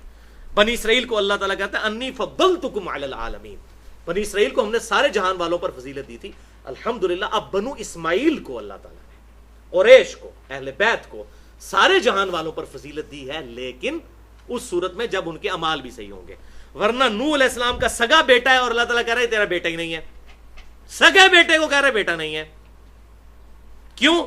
فرما دیا ساتھ ہی انہو عمل غیر صالح, اس کے اعمال جو تھے وہ صالح لوگوں والے نہیں تھے. فلا تسألنی ما لیس لک بہ علم, تو مجھ سے مت سوال کر اس چیز کے بارے میں جس کے بارے میں تیرے پاس ڈیفینٹ علم نہیں ہے. انی اعوذک ان تکون من الجاہلین, اور نوح میں تجھے وصیت کرتا ہوں کہ تو جاہلوں میں سے مت بن. کتنے سخت الفاظ. اے نوح میں تجھے وصیت کرتا ہوں تو جاہلوں میں سے مت بن, تو اللہ کا پیغمبر ہے, تو کیوں اپنے کافر بیٹے کے لیے دعا کر رہے ہیں. اب دیکھیں پیغمبر فوراً رجوع کیا, قال ربی انی اعوذ بک ان اسألک ما لیس لی بہ علم, اے میرے رب میں تجھ سے فوراً سوال کرتا ہوں, تجھ سے تیری پناہ میں آتا ہوں کہ میں اس چیز کے بارے میں تجھ سے سوال کر بیٹھا جس کے بارے میں میرے پاس علم ہی نہیں ہے. یہ تو تیرے علم میں یہ چیز کہ جو جس نے کفر اختیار کیا اس کے لیے ہمیشہ کی دوزخ ہے. وَإِلَّا تَغْفِرْ لِي وَتَرْحَمْنِي أَكُمْ مِنَ الْخَاسِرِينَ، اور اگر تو نے مجھ پر رحم نہ فرمایا، مجھے معاف نہ کیا، تو بے شک میں بھی خسارہ پانے والوں میں سے ہو جاؤں گا۔ تو نوح علیہ السلام کو یہ بات واقعی نہیں پتا تھی کہ کافر کے لیے اس طریقے سے دعا کی جائے، انہوں نے تعویل کر لی تھی اپنی بات کی، یہ اجتہادی خطا ہے، یہ گناہ نہیں ہے، کہ اللہ نے وعدہ کیا تھا تجھے اور تیرے گھر والوں کو بچاؤں گا، لیکن اس میں انڈرسٹوڈ تھا کہ جو ایمان والے ہیں وہی، جس طرح میں آپ کو کہتا ہوں جی ڈاکخانے میں صبح 9 بجے بل جمع ہونے شروع ہوتے ہیں، آپ اتوار والے دن سنڈے کو پہنچ جائیں 9 بجے آگے سے ڈاکخانہ بند ہو، آپ کہیں جی آپ نے تو غلط بیانی کی تھی، تو میں کہوں گا بھائی یہ امپلائڈ اور انڈرسٹوڈ ہے کہ اتوار والے دن ڈاکخانہ بند ہوتا ہے، یہ 9 کا مطلب ہے ادر دین سنڈے۔ اسی طریقے سے نوح علیہ السلام کو ایک جنرل جب کہا گیا کہ آپ کے گھر والوں کو اللہ تعالیٰ بچا لے گا، تو اس میں امپلائڈ تھا، لیکن نوح علیہ السلام نے اس کی تعویل کر لی تھی کہ شاید اللہ تعالیٰ میری نسبت کی وجہ سے چھوڑ دے، یہ بڑا اچھا ہوا ہے یہ واقعہ ہو گیا، تاکہ جو نسبتوں کے ڈھونگ جن لوگوں نے رچائے ہوئے ہیں برائی کی بنیاد پہ، جو اچھائی پہ ہے وہ انشاءاللہ کوئی جرت بھی نہیں کرے گا وہ کہے گا جی میں سید ہوں تو مجھے پوجنا شروع کرو، کبھی نہیں کہے گا، وہ تو ڈرے گا اللہ سے۔ تو وہ سارا معاملہ یہاں سے کھل گیا۔ شکر ہے یہ اہل بیت کی بھی تعریف آ گئی کہ جو صحیح عقیدے والا صحیح اس ٹریک پہ ہوگا وہ اہل بیت ہوگا، وہ الحمدللہ ہمارے سر کا تاج ہے الحمدللہ۔ تو نوح علیہ السلام پھر اس معاملے میں کہیں گے نفسی نفسی، آج مجھے اپنی جان کی فکر ہے۔ تو یہ بھی کوئی گناہ نہیں ہے، بالکل اس کی ڈیفینیٹ ہم نے تعویل کر لی، عصمت انبیاء کے کانٹیکس میں فٹ ان ہے، یہ اجتہادی خطا ہے، گناہ نہیں ہے۔ لیکن انبیاء کرام کا چونکہ مرتبہ بہت بلند ہوتا ہے، وہ ڈرتے رہتے ہیں کہ ہماری چھوٹی سی لغزش اور خطا پہ بھی ہمیں نہ پکڑا جائے۔ یہ بے فکرے لوگ تو ہمارے جیسے لوگ ہوتے ہیں نا، اتنا کچھ کر کے بھی کہتے ہیں اللہ بخش دے گا، وہاں اتنا کچھ کر کے بھی کہتے ہیں اللہ تعالیٰ پکڑ نہ لے، یہ فرق ہوتا ہے۔ پھر نوح علیہ السلام لوگوں کو کہیں گے تم ابراہیم کے پاس جاؤ۔ اب لوگ ابراہیم علیہ السلام کے پاس آئیں گے اور عرض کریں گے اے ابراہیم علیہ السلام، آپ اللہ کے نبی اور اللہ کے خلیل ہیں، بیسٹ فرینڈ، خلیل کی صحیح ٹرانسلیشن ہوگی انگلش میں بیسٹ فرینڈ۔ قرآن پاک میں اللہ تعالیٰ نے خلیل بنا لیا ابراہیم علیہ السلام کو، اور ہمارے محبوب صلی اللہ علیہ وسلم کو بھی حکم ہوا کہ آپ ابراہیم کی پیروی کریں۔ خلیل ہوئے اور روئے زمین میں منتخب ہوئے، آپ ہماری شفاعت کیجئے، آپ ملاحظہ نہیں فرما رہے کہ ہم کس حالت کو پہنچ چکے ہیں؟ ابراہیم علیہ السلام بھی کہیں گے کہ آج میرا رب اتنا غضبناک ہے کہ آج سے پہلے کبھی نہیں ہوا، نہ آج کے بعد ہوگا، مجھے آج اپنے وہ 3 جھوٹ یاد آ رہے ہیں جو میں نے بولے تھے۔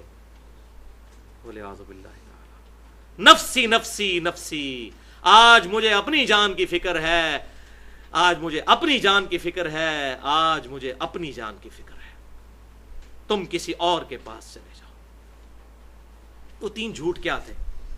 وہ 3 جھوٹ توریتن تھے، گناہ والے جھوٹ نہیں، بظاہر وہ صحیح بات ہے کنائے کے ساتھ کرنا، اور وہ کرنا جائز ہے، اور یہی وہ چیز ہے جس سے ہمارے اہل تشیع بھائی اور سورہ آل عمران سے بھی ایک آیت سے رزلٹ نکلتا ہے، تقیہ کا کنسیپٹ نکالتے ہیں کہ جہاں پر زندگی موت کی کشمکش بن جائے یا کوئی ایسا معاملہ ہو جائے تو وہاں پر تقیہ کیا جا سکتا ہے، یعنی اپنے فیت کو چھپا کے آپ کوئی ایسی بات کر دیں کہ وہ اس کے دونوں معنی بنے، ایک صحیح بھی اور ایک جھوٹا بھی، تو سمجھنے والا وہ اس کا غلط معنی سمجھ لے تاکہ آپ کی جان بخشی ہو جائے، اور آپ اللہ کے حضور سرخرو ہو جائیں کہ آپ نے جھوٹ بولا نہیں، آپ نے توریتن وہ بات کی ہے، اس کو کہتے ہیں توریہ۔ تو یہ ہم تقیہ کے کنسیپٹ کو ہم بھی مانتے ہیں، لیکن یہ نہیں ہے کہ ہر بات پہ تقیہ ہوگا، جہاں ایسا معاملہ بن جائے۔ اور اس کی 3 مثالیں ہیں، انہوں نے کہا یہ بھی حدیث شفاعت میں ہے کہ میں نے 3 دفعہ یہ توریتن جھوٹ بولا، لیکن یہ وہ جھوٹ وہ والا جھوٹ نہیں جس پر حرام کا فتویٰ لگے، یہ بالکل ٹھیک ہے۔ اب میں یہ تعویل کر رہا ہوں عصمت انبیاء کے حوالے سے کہ یہ بالکل گناہ کے زمرے میں فال نہیں کرتا۔ 2 جھوٹ جو ہیں وہ والے جو توریہ ہیں، میں توریہ کا لفظ یہ اپروپریٹ ہے زیادہ استعمال کروں، 2 توریوں کا ذکر قرآن میں بھی موجود ہے، اور تیسرا جو ہے وہ بخاری اور مسلم کی متفق علیہ حدیث ہے، اور امام بخاری نے بھی ذکر کر دیا کہ یہ میں نے دوسری جگہ پہ وہ روایت لے کر آیا ہوں۔ وہ 3 توریہ کون سے تھے؟ یہ 2 جو ہیں یہ آپ کے ریفرنس 9 اور 8 سورۃ الانبیاء آیت نمبر 62 سے لے کے 64 تک، کہ ابراہیم علیہ السلام نے جب بتوں کو توڑ دیا، خود توڑا تھا اور بڑے بت کے کندھے پر وہ کلاڑا رکھ دیا، تو اب انہوں نے کافروں نے آگے پوچھا کہ یہ ہمارے خداؤں کے ساتھ یہ سلوک کس نے کیا؟ بھئی خدا تھے تو پھر سلوک کیوں ہوا؟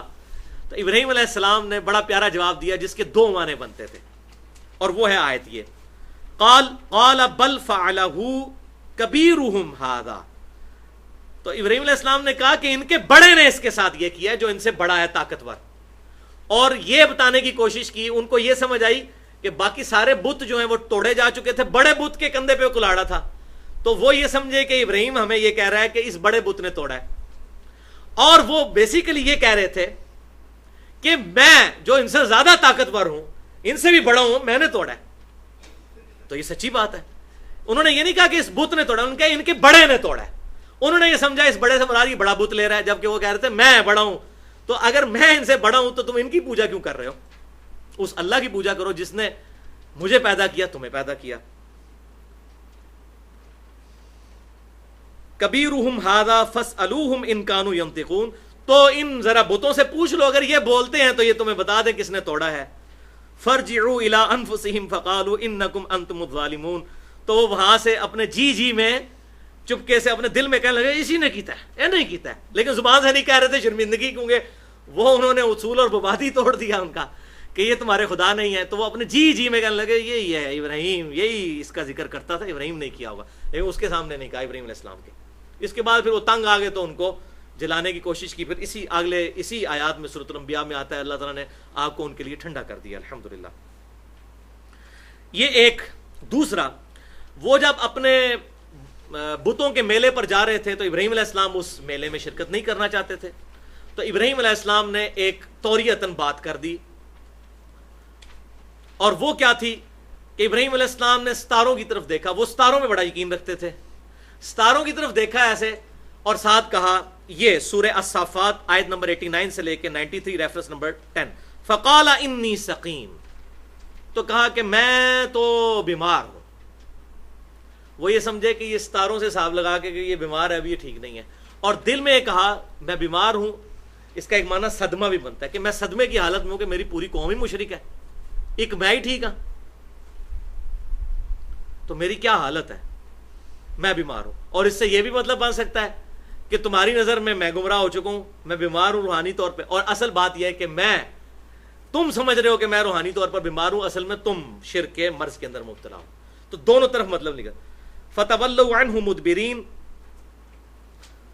تو وہ پھر مڑے، ان کی حالت پہ چھوڑ کر وہ چلے گئے، اور پھر آگے پورا واقعہ آتا ہے، پھر وہ جو ہے وہ بتوں کے پاس آئے، فراغ الی آلہتہم، وہ ان کے بتوں کے پاس آئے، فقال الا تاکلون، کہنے لگے کہ بتوں تم کھاتے کیوں نہیں ہو، ما لکم لا تنطقون، اور کیا ہے تم بولتے کیوں نہیں ہو، فراغ علیہم ضربا بالیمین، پھر ٹوٹ پڑے اپنے دائیں ہاتھ کے ساتھ اور بتوں کو توڑنا شروع کر دیا۔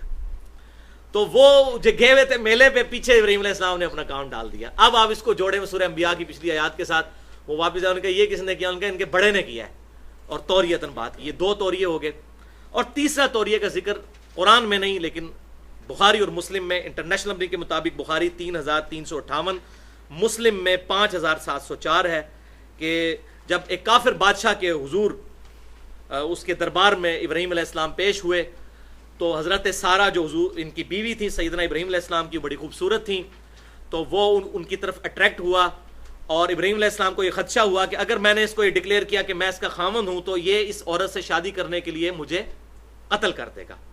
تو اس نے ابراہیم علیہ السلام سے پوچھا کہ یہ عورت کون ہے، تو انہوں نے کہا یہ میری بہن ہے، اور پھر آگے حضرت سارہ کو بتا دیا کہ میں نے اس کو بتایا کہ تم میری بہن ہو، اور میں نے یہ اس لیے کہا کہ تم اسلام کے رشتے میں میری بہن ہو، کیونکہ اس وقت میرے اور تمہارے علاوہ دنیا میں کوئی مسلمان موجود نہیں ہے۔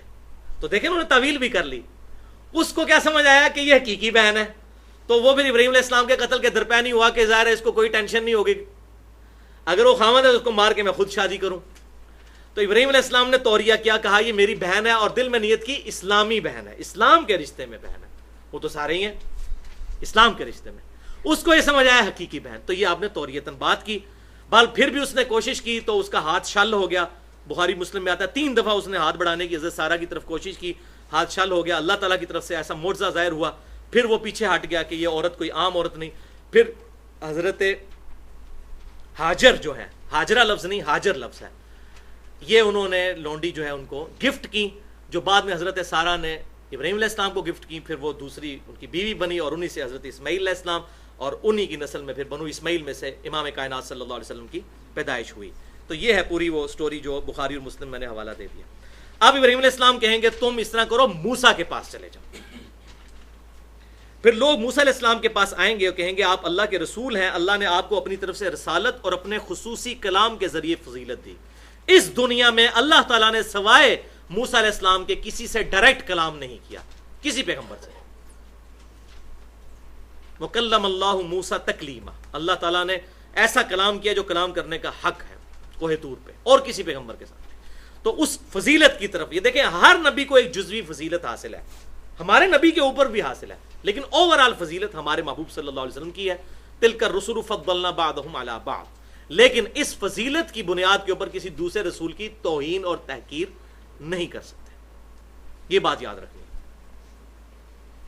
اس پہ میں نے پورا جو ہے وہ لیکچر بھی دیا ہے. انبیاء اکرام کی تفضیل جو ہے یہ جائز ہے، اور تفریق کرنا یہ کفر ہے. تفضیل اور تفریق میں کیا فرق ہے؟ بہرحال موسیٰ علیہ السلام کو کہیں گے آپ ہماری شفاعت کریں، آپ دیکھ رہے ہیں ہم کس حالت کو پہنچ چکے ہیں. موسیٰ علیہ السلام کہیں گے آج اللہ تعالیٰ بہت غضبناک ہے، اتنا غضبناک کہ نہ آج سے پہلے ہوا نہ آج کے بعد کبھی ہوگا، اور مجھے خود ڈر ہے کہ میں نے ایک شخص کو دنیا میں قتل کر ڈالا تھا، حالانکہ اللہ نے مجھے کوئی حکم ایسا نہیں دیا تھا کہ میں اسے قتل کروں. نفسی نفسی نفسی، آج مجھے اپنی جان کی فکر ہے، آج مجھے اپنی جان کی فکر ہے، آج مجھے اپنی جان کی فکر ہے، تم کسی اور کے پاس چلے جاؤ. اب یہ بھی حضرت موسیٰ علیہ السلام سے قتل ہوا، لیکن یہ قتل خطا تھا، آپ نے قتل کیا نہیں ہے. قرآن میں بھی اللہ تعالیٰ نے قتل عمد اور قتل خطا دو کو ڈسٹنگوش کیا ہے. قتل خطا کے بدلے بندہ قتل نہیں ہوتا. مسئلہ نمبر 28 کے نام سے میں نے اس پہ ڈیٹیل سے گفتگو کی ہے. ان کا ارادہ ہی نہیں تھا، اور وہ ذکر ہے سورہ القصص کی آیت نمبر 15 اور 16 میں، جو آپ کے ریفرنس پہ ریفرنس نمبر 11 ہے. موسیٰ علیہ السلام جو ہے وہ اپنی بستی میں داخل ہو رہے تھے، دیکھا کہ موسیٰ علیہ السلام کی قوم کا ایک شخص بنی اسرائیل میں سے اور ایک قبطی جو فرعونیوں کا وہاں پر قبضہ تھا، ان کا آپس میں لڑ رہے تھے. اس نے موسیٰ علیہ السلام کو مدد کے لیے پکارا کہ میری مدد کریں، یہ میرے ساتھ زیادتی کر رہا ہے. تو موسیٰ علیہ السلام نے لڑائی چھڑاتے ہوئے اس کو ایک گھونسا مارا، مکہ. اب مکہ دنیا میں کہیں بھی اعلی قتل نہیں ہوتا، گلا نہیں دبایا، نہ کوئی تلوار ماری نہ چھری. اب کسی کو مکہ مارے اور وہ مر جاتا ہے آگے سے تو قتل خطا ہی ہے. دنیا کی آج بھی کسی عدالت میں آپ مکے کو نہیں کہہ سکتے کہ اقدام میں قتل ہے. اور اس کا ذکر یہ موجود سورہ قصص آیت 15 اور 16، یہ پیچھے سے چل رہا ہے، آگے آتا ہے فَوَكَزَهُ مُوسَىٰ فَقَضَىٰ عَلَيْهِ، تو موسیٰ نے اسے ایک گھونسا مارا مکہ اور اس کا کام ہی تمام ہو گیا. قَالَ هَذَا مِنْ عَمَلِ الشَّيْطَانِ، فوراً موسیٰ علیہ السلام کو غلطی ہوئی اور کہا یہ شیطان نے مجھ سے کام کروا دیا. إِنَّهُ عَدُوٌّ مُضِلٌّ مُبِينٌ، بے شک شیطان تو گمراہ کرنے والا اور پکا کھلا دشمن ہے. قال ربی انی ظلمت نفسی، اسی ٹائم انہوں نے کہا رب میرے، میں نے اپنی جان پر ظلم کر لیا، فاغفر لی، مجھے معاف کر دے. اللہ نے فوراً ہی معاف کر دیا. فغفر لہ، اللہ نے اسے بخش دیا. دیکھ لیں قتل خطا تھا نا، یعنی وہ قتل عمد نہیں تھا، جان بوجھ کے قتل نہیں تھا، لہٰذا یہ بھی اجتہادی خطا ہے، گناہ کی زمرے میں یہ کیٹیگری میں فال نہیں کرتی. انہ هو الغفور الرحیم، بے شک وہ معاف فرمانے والا اور مہربان ہے. الحمدللہ یہاں پر قرآن نے خود صفائی ان کی پیش کر دی. لیکن اللہ کے انبیاء جو ہیں وہ اللہ سے ڈرنے والے ہوتے ہیں، ان کو اپنی غلطیاں یاد آتی ہیں. پھر موسیٰ علیہ السلام کہیں گے تم عیسیٰ علیہ السلام کے پاس چلے جاؤ. اللہ، سب لوگ عیسیٰ علیہ السلام کی خدمت میں حاضر ہوں گے اور عرض کریں گے اے حضرت عیسیٰ علیہ السلام، آپ اللہ کے رسول اور اس کے کلمہ ہیں جو اللہ نے مریم پر ڈالا تھا، روح اللہ ہیں آپ، اور اللہ کی طرف سے خاص روح ہیں. آپ نے بچپن میں ماں کی گود میں ہی لوگوں سے باتیں کی، یہ آپ کا معجزہ تھا.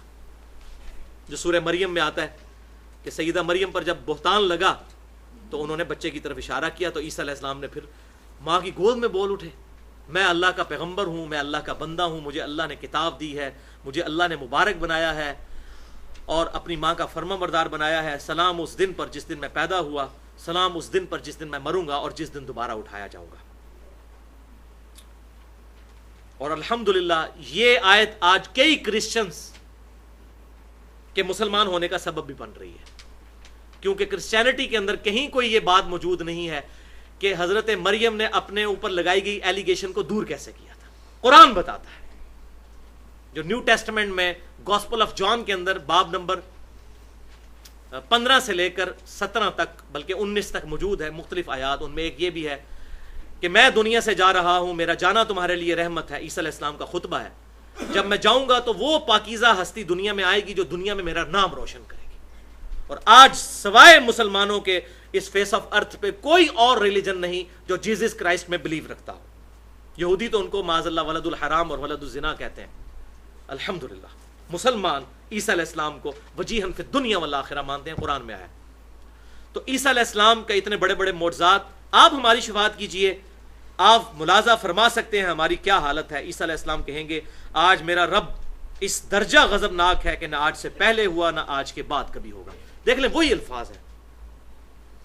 ایک ترمذی میں کچھ طرق موجود ہے جس کی وجہ سے مسکنسیپشن پھیلی اور میری عقل نہیں مانتی تھی کہ وہ روایت صحیح ہو. وہ روایت پکی ضعیف ہے. ترمذی میں 3148 جب یہ حدیث شفاعت آتی ہے 3148 اس میں آگے الفاظ ہیں عیسیٰ علیہ السلام کہیں گے آج مجھے خود ڈر ہے کہ لوگوں نے میرے بعد مجھے معبود بنا لیا کہ اللہ مجھے پکڑ نہ لے. تو ایسے ہو ہی نہیں سکتا. موسیٰ علیہ السلام نے کہیں تعلیم ہی نہیں دی. قرآن میں تو اللہ تعالیٰ نے عیسیٰ علیہ السلام کی صفائی پیش کی ہے کہ ان تو خطبہ دیا یا بنی اسرائیل، اے اسرائیل کی اولاد اعبدوا اللہ ربی و ربکم، اس رب کی عبادت کرو جو میرا بھی رب ہے تمہارا بھی رب ہے. انہ من یشرک باللہ فقد حرم اللہ علیہ الجنہ ومأواہ النار وما للظالمین من انصار. سورۃ المائدہ آیت نمبر 72. بے شک جو کوئی اللہ کے ساتھ شرک کرے گا اللہ نے اس پہ جنت حرام کر دی ہے، اس کا ٹھکانہ دوزخ ہے، وہاں اس کا کوئی مددگار نہیں ہوگا. عیسیٰ علیہ السلام کی یہ تقریر اللہ نے نقل کی ہے. الحمدللہ وہ روایت ضعیف ہے. عیسیٰ علیہ السلام بخاری اور مسلم دونوں میں الفاظ ہیں کہ عیسیٰ علیہ السلام اپنی کسی غلطی کا ذکر نہیں کریں گے. تو یہ کیسے ہو سکتا تھا ترمذی میں آتا کہ وہ یہ کہیں گے کہ مجھے معبود بنایا گیا. وہ روایت ترمذی 3148 اس میں علی بن زید پکا ضعیف راوی ہے جمہور محدثین کے نزدیک، لہذا وہ روایت مردود ہے. بخاری اور مسلم کے الفاظ بھی کہہ رہے ہیں کہ عیسیٰ علیہ السلام کہیں گے اپنی کسی لغزش کا ذکر نہیں کریں گے اور صرف اتنا کہیں گے نفسی نفسی نفسی. وہ تو مسند امام احمد میں صحیح حدیث ہے قیامت والے دن اگر کوئی شخص انبیاء والے اعمال بھی لے کر آ جائے اور پیدائش سے لے کر مرتے دم تک اللہ کی فرما برداری میں رہے تب بھی اس کو اللہ کا خوف لاحق ہوگا. تو مجھے بتائیں یہ جو بزرگ ہیں کہتے ہیں جی شیخ عبد القادر جیلانی رحمۃ اللہ علیہ نے فرمایا ہے جو میرا مرید ہو جائے میں اس وقت تک جنت میں نہیں جاؤں گا جب تک اسے زبردستی جنت میں نہ لے جاؤں. بھئی یہاں تو انبیاء کی کیا حالت ہوئی ہے. ٹھیک ہے جی. اور پھر کہتے ہیں جی آگے آگے معین الدین چشتی ہوں گے پیچھے مرید ہوں گے. اس کا مطلب ہے کہ یہ ہمیں یہ بتانا چاہتے ہیں بٹوین دا ورڈز کہ ان کے بزرگوں کے مرتبے حضرت آدم علیہ السلام، حضرت نوح علیہ السلام، ابراہیم علیہ السلام، موسیٰ علیہ السلام، عیسیٰ علیہ السلام سے زیادہ ہے. یہی بتانا چاہ رہے ہیں نا. تو اس کے بعد انسان خود اپنے اوپر غور کرے. ہم کسی پہ فتویٰ نہیں لگاتے کہ اس کا اسلام کس درجے میں فال کرتا ہے. تو عیسیٰ علیہ السلام اپنے کسی لغزش کا ذکر نہیں کریں گے سوائے اس کے کہ وہ کہیں گے نفسی نفسی نفسی نفسی. آج مجھے اپنی جان کی فکر ہے، آج مجھے اپنی جان کی فکر ہے. لیکن عیسیٰ علیہ السلام ایک خوشخبری سنا دیں گے اور وہ الفاظ ہیں عیسیٰ علیہ السلام کہیں گے ہاں میں آج ایک ایسے شخص کو جانتا ہوں. تم محمد صلی اللہ علیہ وسلم کے پاس چلے جاؤ. محمدن عبدن غفر لہ ما تقدم من ذنبہ وما تأخر. محمد اللہ کے وہ بندے ہیں جن کی اللہ تعالیٰ نے اگلی اور پچھلی ساری غلطیاں اور خطائیں اور لغزشیں پہلے ہی معاف فرما دی ہیں، وہ امن میں ہیں. یہ الفاظ ہے ذم کا لفظ ہے. ویسے عموماً ذم کا لفظ گناہ کے لیے بولا جاتا ہے لیکن اس کے اور معنی بھی موجود ہیں. لغزش، خلاف اولا، خطا ان الفاظ میں بھی آتا ہے، لہٰذا میں نے اس کو انہی معنوں میں کیا. یا ذم کو عربی میں ہی ذم کہہ لیں. وہ ہستی ہیں جن کے اگلے پچھلے سارے ذم اللہ نے معاف فرما دیے ہیں. تم محمد صلی اللہ علیہ وسلم کے پاس چلے جاؤ. پھر لوگ آئیں گے آپ صلی اللہ علیہ وسلم کے پاس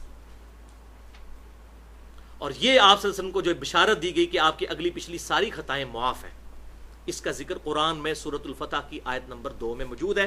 آپ کے ریفرنس پہ 12 نمبر سورۃ الفتح آیت نمبر 1، 2 اور 3.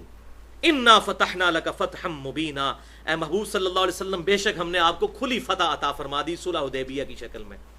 لوگ تو سمجھ رہے ہیں کافر کہ آپ کی شکست ہو گئی، کہ آپ پاورفل تھے، کافروں نے معاہدہ کر کے آپ کو روک لیا، آپ فتح مکہ کر سکتے تھے، لیکن اصل میں صلح حدیبیہ کے اندر ہی آپ کی فتح ہے. لیغفر لک اللہ ما تقدم من ذنبک وما تأخر.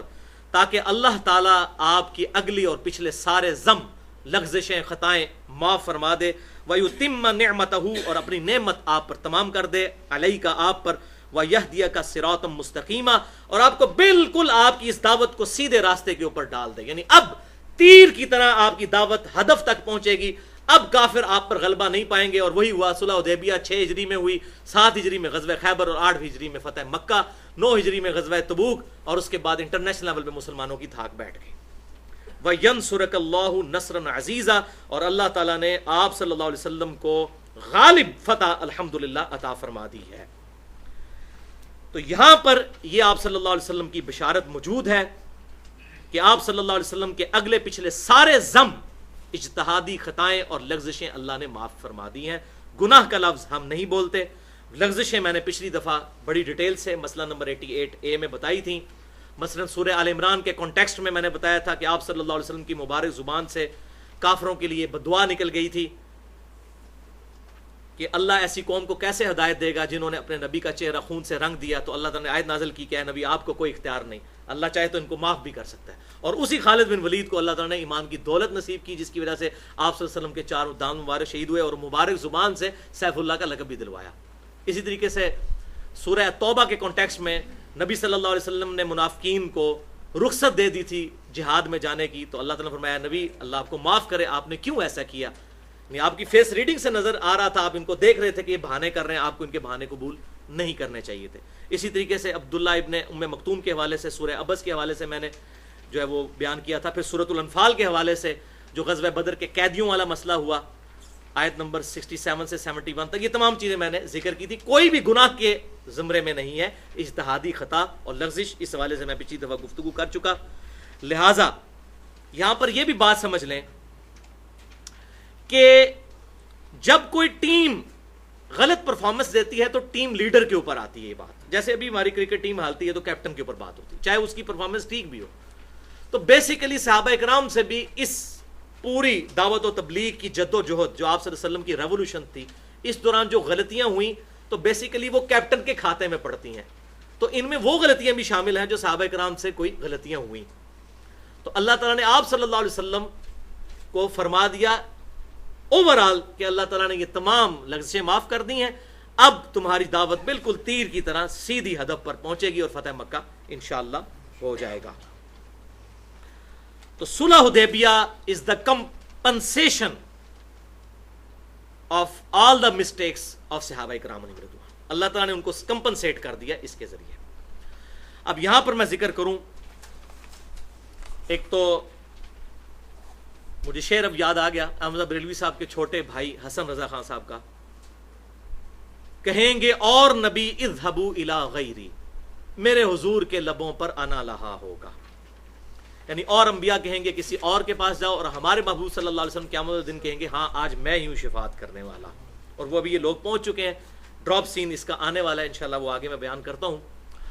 احمد بریلوی صاحب نے اس آیت کو تختہ مشق بنایا اور اس کا ترجمہ چینج کر دیا, اور میں سمجھتا ہوں یہ بہت بڑی علمی خیانت انہوں نے کی. جہاں میں ان کی اتنی تعریف کرتا ہوں کہ سب سے بیسٹ بسم اللہ کا ترجمہ انہوں نے کیا, اللہ کے نام سے شروع جو نہایت مہربان رحم والا. انہوں نے شروع کا لفظ بھی نہیں لگایا, اللہ کے لفظ سے شروع کیا, اللہ کے نام سے شروع. وہاں ان کی میں اسی طریقے سے واللہ خیر الماکرین کا ترجمہ انہوں نے بڑا اچھا کیا, اللہ سب سے بہتر خفیہ تدبیر فرمانے والا ہے, مکر کرنے والا نہیں کیا. کیونکہ عربی میں مکر کا مطلب اور ہے, اردو میں نیٹوریس ورڈ ہے. لیکن یہاں انہوں نے ظلم کیا. ظلم اس لیے میں کہہ رہا ہوں, ایک تو ترجمہ تبدیل کیا, اس کی بنیاد پر ان کے فالوورز نے باقیوں کو گستاخ رسول ڈکلیئر کرنا شروع کر دیا. انہوں نے ترجمہ کیا کیا, جو آپ صلی اللہ علیہ وسلم کی خصوصیت تھی وہ چھین لی, اور ترجمہ کیا ہے نبی ہم نے آپ کو روشن فتح دی تاکہ آپ کی وجہ سے آپ کے اگلے پچھلوں کے گناہ معاف کر دیے جائیں. حالانکہ لفظی ترجمہ ہے لِيَغْفِرَ لَكَ اللَّهُ, اللہ تیرے لیے بخش دے, مَا تَقَدَّمَ مِن ذَنْبِكَ, یہ تو واحد کا صیغہ ہے, ذنبِكَ, ذنبِهِم تو نہیں ہے, ذنبِكَ تیرے. وَرَفَعْنَا لَكَ ذِكْرَكَ, اے محبوب ہم نے تیرے لیے تیرا ذکر بلند کیا. یہاں بھی وہی ہے لِيَغْفِرَ لَكَ اللَّهُ مَا تَقَدَّمَ مِن ذَنْبِكَ وَمَا تَأَخَّرَ, تاکہ اللہ آپ کی اگلی پچھلی ساری خطائیں معاف فرمائے. انہوں نے کہا آپ کے صدقے سے آپ کے اگلوں اور پچھلوں کی معاف. انہوں نے سمجھا یہ کوئی اللہ نے گستاخی کر دی ہے تو میں اس کی اب ریکٹیفیکیشن کر دوں, معاذ اللہ استغفر اللہ. حالانکہ یہ فضیلت چھینی انہوں نے. کیوں؟ یہ میں اپنی طرف سے بات نہیں کر رہا, اس کی تفسیر میں کرنے لگوں بخاری اور مسلم میں اس آیت کے کانٹیکسٹ میں. صحیح بخاری کتاب التفسیر چیپٹر میں حدیث موجود ہے, صحیح مسلم میں بھی انٹرنیشنل نمبرنگ کے مطابق بخاری میں 4836, مسلم میں 7124. صحابہ اکرام علیہم رضوان کہتے ہیں آپ صلی اللہ علیہ وسلم اتنی عبادت کیا کرتے تھے کہ آپ کے مبارک پاؤں میں ورم پڑ گئے. تو صحابہ نے عرض کیا اللہ کے رسول آپ کے لیے تو اتنی بڑی بشارت ہے کہ اللہ نے آپ کی اگلی اور پچھلی ساری خطائیں معاف کر دی ہیں, تو آپ کیوں اتنی عبادت کرتے ہیں؟ تو آپ صلی اللہ علیہ وسلم نے فرمایا کیا میں اللہ کا شکر گزار بندہ نہ بنوں جس نے مجھے اتنی فضیلت دی؟ تو صحابہ تو یہ کہا کرتے تھے کہ آپ کے لیے تو خوشخبری ہے. اور صحیح بخاری میں موجود ہے, صحابہ اکرام کہتے ہیں جب یہ آیات نازل ہوئی انا فتحنا لک فتحا مبینا, حضور اتنے خوش ہوئے کہ وہ صحابہ کہتے ہیں ہم نے دیکھا کہ آپ اونٹ پر سوار ہیں اور گنگنا رہے ہیں یہ آیت. حضور یہ آیت گنگنایا کرتے تھے, اور وہ صحابی کہتے ہیں میں تمہیں گنگنا کے بھی بتا سکتا ہوں کہ آپ صلی اللہ علیہ وسلم کتنا لمبا کھینچتے تھے انا فتحنا لک فتحا مبینا. تو آپ صلی اللہ علیہ وسلم اس کو گنگنایا کرتے تھے کہ اللہ نے میری اگلی پچھلی ساری خطائیں معاف کر دیں. حضور کی فضیلت صحابہ کرام بھی آپ کو یہ کوٹ کرتے تھے کہ آپ کیوں اتنی عبادت کرتے ہیں, آپ کے پاؤں میں ورم پڑ جاتے ہیں تو آپ کو اللہ تعالیٰ نے اگلی پچھلی خطائیں معاف کر دی, یہ آپ کی فضیلت تھی. یعنی صحابہ معاذ اللہ گستاخ تھے, اور امام بخاری نے اس سے بڑا کام کیا کہ اس آیت کی تفسیر میں لے آئے وہ کتاب التفسیر چیپٹر میں, تاکہ پتہ چل جائے کسی نے اگر بےایمانی کی اس آیت کے ساتھ تو کلیئر ہو جائے گا. بہرحال اہل حق ہر جگہ موجود ہیں. میں ذکر کروں گا اپنے استاد غلام سعود سعیدی صاحب کا, مفتی منیب الرحمان صاحب کے مدرسے میں وہ شیخ الحدیث ہیں. انہوں نے احمد بریلوی صاحب کے خلاف بغاوت کی. شرح صحیح مسلم میں انہوں نے کلیئر کٹ لکھا کہ احمد بریلوی نے یہ قرآن پاک کی تحریف کی ہے, یہ ترجمہ کر کے. انہوں نے یہ سارے دلائل دیے جو میں نے بیان کیے بخاری اور مسلم سے. انہوں نے کہا یہ بالکل غلط ترجمہ ہے, چاہے کسی بڑے بزرگ نے کیا, یہ ترجمہ غلط ہے. صحابہ اکرام تو آپ کی فضیلت سمجھتے تھے کہ آپ کی اگلی پچھلی خلاف اولا چیزیں یا خطائیں یا یہ تمام چیزیں معاف ہو گئی ہیں, اور اس بندے نے اس کے ساتھ ترجمہ چینج کر دیا. پھر آپ کو پتہ ہے نا, جو بھی حسین بننے کی کوشش کرے, بغاوت کر دے سسٹم کے خلاف, تو اس کے ساتھ کیا اشر ہوتا ہے. اتنی موٹی کتاب آ گئی کوئی 500 صفحوں کی, صرف ایک آیت کے ترجمے کے اوپر غلام سعود سعیدی صاحب کے خلاف کہ یہ گستاخ ہو گیا. وہ ہمارے پاس جو مولویوں نے فارمولہ رکھا ہوا ہے, مطلب کوئی بھی اس طرح کی بات کر دے اس کو گستاخی کا فتویٰ لگا دو, شرک کا فتویٰ لگا دو, بدعت کا فتویٰ, کوئی اور کر کے تو لوگوں کی مت ماری جائے, وہ لوگ بات ہی نہ سنیں. لیکن الحمدللہ انہوں نے آواز بلند کی, اور انہوں نے, میں ان سے کافی دفعہ ملا ہوں, اور الحمدللہ میں نے ان کو دعوت حق بھی پیش کی اس حوالے سے. تو کافی ساری چیزیں مانتے ہیں, خصوصاً جو میں نے پمفلٹ لکھا اندھا دھن پیروی کا انجام, جس میں میں نے پرانے بزرگوں کی گستاخانہ عبارتوں کا پوسٹ مارٹم کیا تھا. مسئلہ نمبر 71B اس پہ ریکارڈ کروایا, 19 گستاخانہ عبارتوں کا میں نے ان سے ذکر کیا. انہوں نے تمام عبارتوں کے بارے میں مجھے کہا کہ بالکل میں آپ کی تائید کرتا ہوں, یہ تمام عبارتیں گستاخانہ ہیں. الحمدللہ تو اہل حق موجود ہوتے ہیں. بہرحال سب لوگ آپ صلی اللہ علیہ وسلم کی خدمت میں حاضر ہوں گے اور عرض کریں گے اے محمد صلی اللہ علیہ وسلم آپ اللہ کے رسول اور اللہ کے آخری پیغمبر ہیں. یہ بھی خاتم النبیین ہونے کی دلیل حدیث. اور اللہ نے آپ کے اگلے پچھلی تمام خطائیں ذم معاف فرما دیے ہیں. آپ اپنے رب کے دربار میں ہماری شفاعت کیجئے. آپ دیکھ رہے ہیں کہ ہم کس حالت میں ہیں. اب آپ صلی اللہ علیہ وسلم وہ نہیں کہیں گے جو باقیوں نے کہا نفسی نفسی نفسی, یا اذهبوا الی غیری اذهبوا الی غیری, کسی اور کے پاس جاؤ. کہیں گے اور نبی اذهبوا الی غیری, میرے حضور کے لبوں پر انا لہا ہوگا. تو آپ کہیں گے ہاں میں ہی ہوں, آج میں ہی ہوں. پھر آپ صلی اللہ علیہ وسلم آگے بڑھیں گے اور اللہ کے عرش کے نیچے پہنچ کر اپنے رب عز و جل کے حضور آپ صلی اللہ علیہ وسلم فرماتے ہیں میں سجدے میں گر پڑوں گا.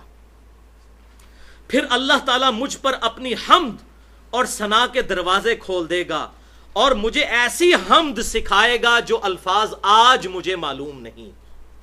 وہ اس وقت ہی اللہ بتائے گا, مجھے نہیں پتا. اس وقت اللہ سکھائے گا کوئی ایسی حمد جو اللہ کے جلال کو ٹھنڈا کر دے گی. وہ اللہ خود ہی اپنے کلمات سکھائے گا. تو یہ شفاعت کے لیے سارا معاملہ کون کر رہا ہے؟ اللہ. تو یہ شفاعت بالاذن ہے نہ کہ بالوجاہت. یہ بھی میں مسئلہ کلیئر کر دوں گا انشاءاللہ. پھر میں اللہ کی حمد بیان کروں گا سجدے کی حالت میں, تو اللہ مجھ سے فرمائے گا اے محمد اپنا سر اٹھاؤ, مانگو تمہیں دیا جائے گا, شفاعت کرو تمہاری شفاعت قبول کی جائے گی. پھر میں اپنا سر اٹھاؤں گا اور عرض کروں گا اے میرے رب میری امت میری امت میری امت. وہی باقی کیا کہہ رہے ہیں؟ نفسی نفسی نفسی. اور حضور کیا کہہ رہے ہیں؟ امتی امتی امتی. اللہ. پھر اللہ تعالیٰ میرے لیے ایک حد مقرر کرے گا اور میں اس کے مطابق لوگوں کو دوزخ سے نکال کر جنت میں داخل کروں گا. اللہ تعالیٰ حد مقرر کر دے گا, بتا دیا جائے گا کہ آپ صلی اللہ علیہ وسلم نے اتنے بندے نکالنے ہیں, اور وہ ایمان کے لیول کے اعتبار سے ان کو بتایا جائے گا اس لیول تک جن کا ایمان ہے ان کو آپ نکال لیں. پھر میں دوسری بار اپنے رب کے حضور جاؤں گا, ظاہر ہے وہ سارے بندے نکال لوں گا, پھر میں اللہ کے پاس جاؤں گا, پھر اسی طریقے سے سجدہ کریں گے, پھر نبی صلی اللہ علیہ وسلم کو رسپانس ملے گا, پھر آپ صلی اللہ علیہ وسلم کہتے ہیں کہ پھر میرے لیے حد مقرر کی جائے گی, پھر میں لوگوں کو نکالوں گا, پھر تیسری بار اس طرح ہوگا, پھر اس طریقے سے ہوتا جائے گا. پھر جب میں آخری دفعہ دوزخ کی طرف جاؤں گا تو مجھے پھر دروغہ دوزخ سیدنا مالک علیہ السلام عرض کریں گے, اے اللہ کے رسول صلی اللہ علیہ وسلم, اب آپ کا کوئی امتی دوزخ میں نہیں ہے سوائے اس کے کہ جسے قرآن نے روک لیا ہے, وہ کبھی بھی جنت میں نہیں جائے گا. جسے قرآن نے روک لیا ہے. قرآن نے کسے روکا ہے؟ انہو من یشرک باللہ فقد حرم اللہ علیہ الجنہ ومأواہ النار وما للظالمین من انصار. سورۃ المائدہ آیت نمبر 72. بے شک جس نے اللہ کے ساتھ شرک کیا اللہ نے اس پر جنت حرام کر دی ہے, اس کا ٹھکانہ دوزخ ہے, وہاں اس کا کوئی مددگار نہیں ہوگا. شرک is the most sensitive issue in the sight of Allah. اور پھر سورہ نساء میں اللہ تعالیٰ نے 2 دفعہ ارشاد فرمایا, ان اللہ لا یغفر ان یشرک بہ ویغفر ما دون ذلک لمن یشاء. بے شک اللہ تعالیٰ اس گناہ کو کبھی معاف نہیں کرے گا, قیامت والے دن بھی. دنیا میں معاف کر دے گا, قیامت کے دن اگر کوئی شرک لے کر آیا, اس کے علاوہ جتنے گناہ ہیں معاف کر دے گا, شرک کے علاوہ. اس گناہ کو کبھی نہیں معاف کرے گا کہ اللہ کے ساتھ کسی نے شرک کیا ہوا, اس کے علاوہ سارے گناہ معاف کر دے گا, وہ بھی اوپن لائسنس نہیں, جس کے لیے چاہے گا, لیکن امید ہے. وَمَن يُشْرِكْ بِاللَّهِ فَقَدْ ضَلَّ ضَلَالًا بَعِيدًا. جو اللہ کے ساتھ شرک کرے وہ گمراہی میں بھی دور جا پڑا, وَلِعِيَاذُ بِاللَّهِ تَعَالَى. پھر آپ صلی اللہ علیہ وسلم کو جب یہ بتایا جائے گا, پھر آپ بھی ظاہر ہے جب قرآن نے روک لیا لا تبدیل لکلمات اللہ, مشرک جو ہے وہ جنت میں نہیں جا سکتا. وَلِعِيَاذُ بِاللَّهِ تَعَالَى. پھر آپ صلی اللہ علیہ وسلم نے یہ پوری حدیث شفاعت کے اینڈ پر ارشاد فرمایا, آپ نے فرمایا قرآن کی آیت تلاوت کی, آپ کے ریفرنس پہ 13 نمبر سورہ بنی اسرائیل آیت نمبر 79. آپ صلی اللہ علیہ وسلم نے پھر یہ آیت تلاوت کی, وَمِنَ اللَّيْلِ فَتَهَجَّدْ بِهِ نَافِلَةً لَكَ. اور اے محبوب صلی اللہ علیہ وسلم رات میں اس قرآن کے ذریعے تہجد کی نماز ادا کیا کرو. عَسَىٰ أَن يَبْعَثَكَ رَبُّكَ مَقَامًا مَحْمُودًا. قریب ہے کہ آپ کا رب آپ کو اس مقام محمود پر فائز کرے گا جہاں ہر شخص آپ کی تعریف بیان کرے گا. محمود کہتے ہیں جس کی تعریف کی جائے. مقام محمود ایسا مقام قیامت والے دن کہ سب لوگ تعریف کریں کہ یہ ہے اللہ کا لاڈلا. تو حضور نے کہا دیکھ لو, یہ ہے وہ بات جو جہاں سے شروع ہوئی تھی کہ میں ساری اولاد آدم کا سردار ہوں, تو مجھے اللہ مقام محمود پر فائز کرے گا. اس سے بات پتہ چلی آپ صلی اللہ علیہ وسلم بھی اپنی بات کو سپورٹ کرنے کے لیے قرآن سے آیات پیش کیا کرتے تھے. پھر آپ نے یہ آیت تلاوت کی, پھر فرمایا یہ وہ مقام محمود ہے جس کا وعدہ تمہارے رب نے تمہارے نبی کے ساتھ کیا ہے. اور کیا ہے؟ اللہ تعالیٰ انک لا تخلف المیعاد, اللہ اپنے وعدے کے خلاف نہیں کرتا. یہ مقام وسیلہ مقام محمود عطا ہونا ہے انشاءاللہ تعالی. اللہ اکبر. اب وہ حدیث, اس کا ریفرنس بھی سن لیں اسی کانٹیکسٹ میں, صحیح بخاری اور صحیح مسلم کی متفق علیہ حدیث. بخاری میں 6304, صحیح مسلم میں 491, کم از کم 10 طرق صحیح مسلم میں موجود ہیں. بخاری میں بھی 2-3 طرق موجود ہیں. آپ صلی اللہ علیہ وسلم نے فرمایا اللہ تعالیٰ نے ہر نبی کو ایک دعا دی تھی, وہ دعا اس نے دنیا میں ہی کر لی, وہ مقبول دعا. میں نے اپنی دعا اپنی امت کے لیے چھپا کر رکھی ہے. میں اس دعا کے ذریعے اپنی امت کی شفاعت کروں گا, اور میری شفاعت سے میرے ہر امتی کو نفع پہنچے گا سوائے اس شخص کے جس نے اللہ کے ساتھ شرک کیا ہوا. یعنی پوری امت کی شفاعت ہوگی سوائے مشرک کی. شرک is the most sensitive issue in the sight of Allah. اس حوالے سے میری 1 گھنٹہ اور 38 منٹ کی گفتگو ہے. مسئلہ نمبر 3 کے نام سے شرک کی سینسٹیوٹی اور اس کی ڈیفینیشن کے حوالے سے, دعا صرف اللہ ہی سے, اور ریسرچ پیپر نمبر 3 ہے دعا صرف اللہ ہی سے, اہل سنت پاک.com پہ. اب یہاں پر میں آخری صرف 10-15 منٹ میں اس بات کو کنکلوڈ کر دوں. جو منکرین حدیث جو ہیں حدیث شفاعت کو نہیں مانتے, وہ کہتے ہیں جی قرآن میں تو ہے شفاعت کسی کی اللہ تعالیٰ کے اختیار میں, اور آپ کہہ رہے ہیں جی یہ ساروں کو بخشوا لیا جائے گا, یہ قرآن کے خلاف ہے. شفاعت بالوجاہت کا عقیدہ. تو بھائیو ہم شفاعت بالوجاہت کا عقیدہ رکھتے بھی نہیں ہیں, ہم شفاعت بالاذن کا عقیدہ رکھتے ہیں, اور قرآن اس کی طرف ہمیں مائل کرتا ہے. یہ منکرین قرآن ہے جو شفاعت کی حدیث کو نہیں مانتے. ہاں جن کا دھونس والی شفاعت کا عقیدہ ہے وہ واقعی قرآن کے خلاف ہے, وہ کوئی نہیں ہے. قرآن میں آپ نے دیکھ لیا, یہ حدیث بخاری مسلم کی سن لی کہ اللہ تعالیٰ میرے لیے حد مقرر کرے گا, پھر میں اور حد مانگوں گا, پھر حد مقرر کرے گا. پھر باقی روایتوں میں بخاری مسلم میں آتا ہے کہ رائی کے دانے کے برابر بھی ایمان ہوگا تو اللہ تعالیٰ کہے گا اس کو بھی نکال لو, لیکن اللہ تعالیٰ بتائے گا, اذن اللہ کا ہوگا. حضور صلی اللہ علیہ وسلم کوئی معاذ اللہ زبردستی یا دھونس کے ساتھ کسی کو نہیں نکالیں گے, نہ یہ عقیدہ ہے اہل سنت میں سے کسی کا, نہ کوئی حدیث اس کو سپورٹ کرتی ہے. لہٰذا منکرین حدیث کو ہم جواب دے سکتے ہیں جو ہم الحمدللہ حدیث صحیح حدیث پر عمل کرنے والے لوگ ہیں. ان کی دلیل یہ آیت ہے, لیکن بےمانی ہے کہ اس کے ساتھ دوسری آیت ہے وہ پڑھتے نہیں ہیں. یہ ریفرنس آپ کا 14 نمبر سورۃ البقرہ کی آیت نمبر 254 اور 255. 255 تو آیت الکرسی ہے, 254 سن لیں. بسم اللہ الرحمن الرحیم. یا ایھا الذین آمنوا انفقوا مما رزقناکم من قبل, اے ایمان والو اللہ کی راہ میں خرچ کرو اس کے دیے ہوئے مال میں سے, اس دن سے پہلے, من قبل ان یأتی یوم, کہ وہ دن آ جائے قیامت کا, لا بیع فی, جس میں کوئی تجارت کوئی فدیہ نہیں قبول کیا جائے گا, ولا خلۃ, اور نہ کوئی دوستی کام آئے گی, ولا شفاعۃ, اور نہ کوئی شفاعت کام آئے گی, والکافرون هم الظالمون, اور کافر ہی ہیں ظالم. تو یہ کیٹاگوریکل ڈینائی آیا ہے کہ کوئی شفاعت کام نہیں آئے گی. لیکن ایکسیپشن اگلی آیت میں آ گئی کہ یہ کس شفاعت کی نفی ہو رہی ہے کہ دھونس کے ساتھ کوئی نہیں سفارشی ہو سکتا کہ جی اللہ جی منو پتا ہے انہوں میرے والے کرو نا ذرا, میں آپ دیکھنا اس کو, تسی سائڈ دے ہو, یہ نہیں ہوگا. اس کو اللہ نے کہہ دیا کہ کوئی شفاعت نہیں ہوگی. شفاعت بالوجاہت کو 0 سے ملٹیپلائی کر دیا. اب اگلی آیت آیت الکرسی میں کیا آیا؟ من ذا الذی یشفع عندہ الا باذنہ, کس کی جرت ہے کہ اللہ کے حضور کسی کی سفارش کر سکے سوائے اس کے اذن سے. تو اذن کے ساتھ سفارش کر سکتا ہے, اور وہ آپ سے اذن مانگیں گے نا, دعا کریں گے, سجدے میں گریں گے, اللہ ہم سکھائے گا, پھر کہیں گے یا اللہ شفاعت کروں, پھر اللہ اجازت دے گا کہ اتنوں کی کر لے, یہ حد ہے. اور وہ حد یہ نہ سمجھے گا کہ جی 500 بندہ کر لو, نہیں, وہ بتایا جائے گا جس کا ایمان اس لیول کا ہے, تو جو اس کیٹیگری میں فال کرے گا وہ اللہ نے ڈیفائن کرنا ہے, حضور صلی اللہ علیہ وسلم نے نہیں ڈیفائن کرنا. وہ جتنے بھی یعنی کہ جتنے بھی آپ 70 نمبروں والے ہوں گے وہ سارے نکال لیے جائیں گے. یہ نہیں ہے کہ حضور صلی اللہ علیہ وسلم کوئی 70 والا نکالیں گے, ساتھ ایک 30 والا بھی نکال لیں گے اپنی مرضی سے, نہیں, 30 والے کی بھی باری آئے گی وہ اگلی بار میں. تو یہ اللہ حد مقرر کرے گا ود رسپیکٹ ٹو ان کے ایمان کے لیول کے. شفاعت بالاذن, لہذا منکرین حدیث ہم پر اعتراض نہیں کر سکتے, الحمدللہ قرآن میں آ گیا. اور آخری ریفرنس نمبر 15 سورۃ النبا آیت نمبر 38. یوم یقوم الروح والملائکۃ صفا, وہ قیامت کا دن ہوگا کہ تمام فرشتے اللہ کے حضور صف بنا کر کھڑے ہو جائیں گے اللہ کے ڈر کی وجہ سے, اور روح قدس یعنی جبریل بھی.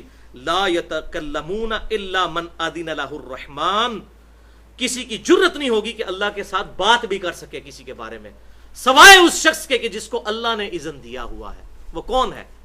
میرے اور آپ کے محبوب صلی اللہ علیہ وسلم.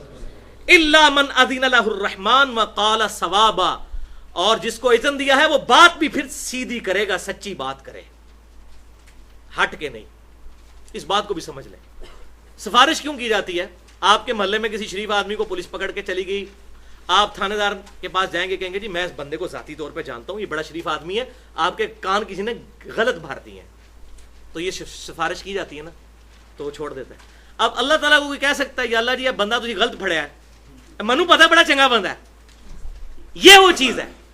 اللہ تعالیٰ آپ نے غلط پکڑ لیا ہے, مجھے پتہ ہے صحیح بندہ, نہیں, یہ وہ چیز ہے. من ذا الذی یشفع عندہ الا باذنہ, اور کس کی جرت ہے کہ وہ اللہ سے سفارش کر دے کسی کی, وہ اللہ کو تو سب کچھ پتہ ہے سوائے اس کے کہ اللہ اس کو اذن دے. اب اس کو میں نے مینیپولیٹ کیا ہے. یہ آیات اور بخاری اور مسلم کی حدیثیں ان آیاتوں میں بالکل فٹ ان بیٹھتی ہیں کہ شفاعت بالاذن ہے, دھونس اور وجاہت کے ساتھ نہیں ہے. لہذا یہ سمجھ لیں اس کو دنیا سے ایک مثال کہ شفاعت کا کنسیپٹ کیا ہے. مجھے بڑے لوگ کہہ رہے تھے آپ کلیئر کریں, کافی حد تک کلیئر ہو گیا. اب اس ساری گفتگو کے بعد جو ہماری ہو چکی تقریباً 1.5 گھنٹے کی, یہ معاملہ بالکل کلیئر ہو گیا. تو بھائیو شفاعت کا کنسیپٹ جو میں نے سمجھا ہے الحمدللہ ان دلائل کی روشنی میں آپ کو کلیئر کر دیتا ہوں آج کے دور کی مثال سے.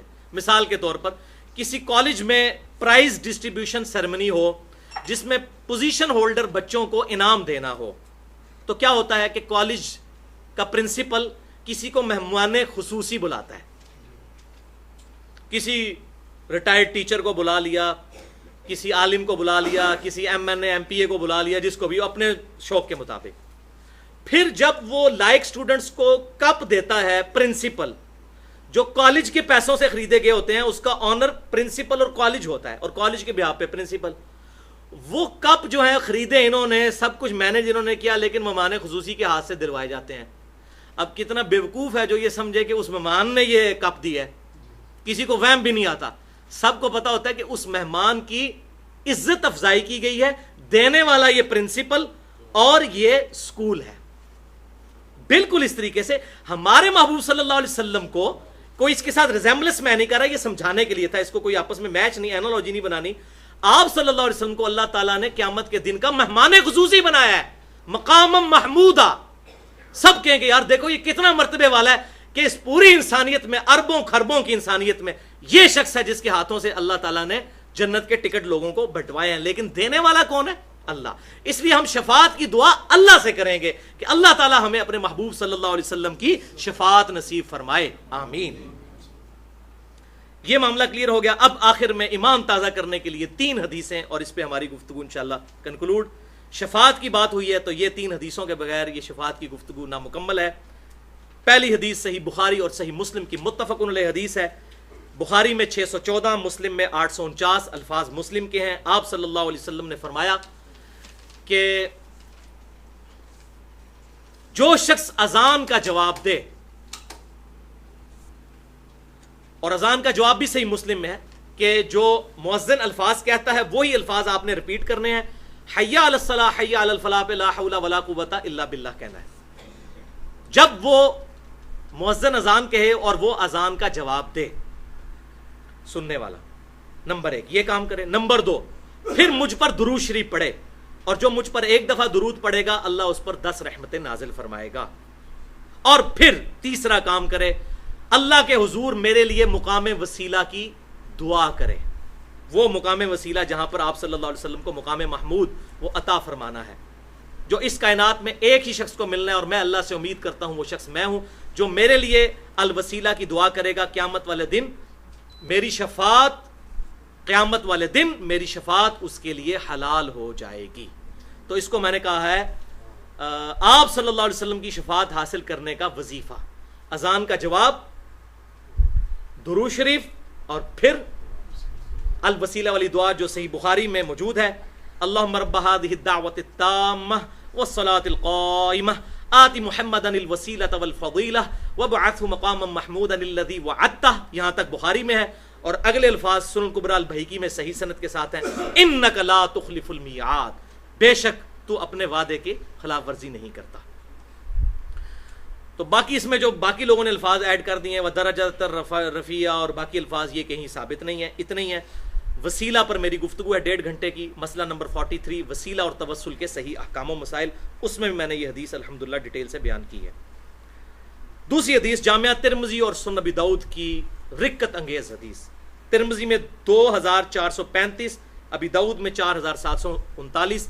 آپ صلی اللہ علیہ وسلم نے فرمایا کہ میری شفاعت قیامت کے دن میری امت کے گناہ کبیرہ کرنے والے لوگوں کے لیے بھی قبول کی جائے گی. گناہ کبیرہ کرنے والوں کے. اور الحمدللہ آج بھی جو مسجد نبوی میں ریاض الجنہ والی سائڈ پہ ممبر شریف ہے نا، ممبر شریف کی جو بیک سائڈ ہے خانہ کعبہ کی طرف، اس پہ یہ حدیث عربی میں لکھی ہوئی ہے. اس دفعہ بھی الحمدللہ جب حاضری ہوئی تو میں نے وہ حدیث پڑھی تو میری آنکھیں اشک بار ہو گئیں کہ آپ صلی اللہ علیہ وسلم کو اللہ تعالیٰ نے کتنا بڑا مرتبہ دیا ہے کہ میری شفاعت میری امت کے گناہ کبیرہ کرنے والے لوگوں کے لیے بھی اللہ تعالیٰ قبول کرے گا. الحمدللہ. اور تیسری اور آخری حدیث جامعہ ترمذی میں ہے، رکت انگیز حدیث ہے. انٹرنیشنل نمبرنگ کے مطابق 2433.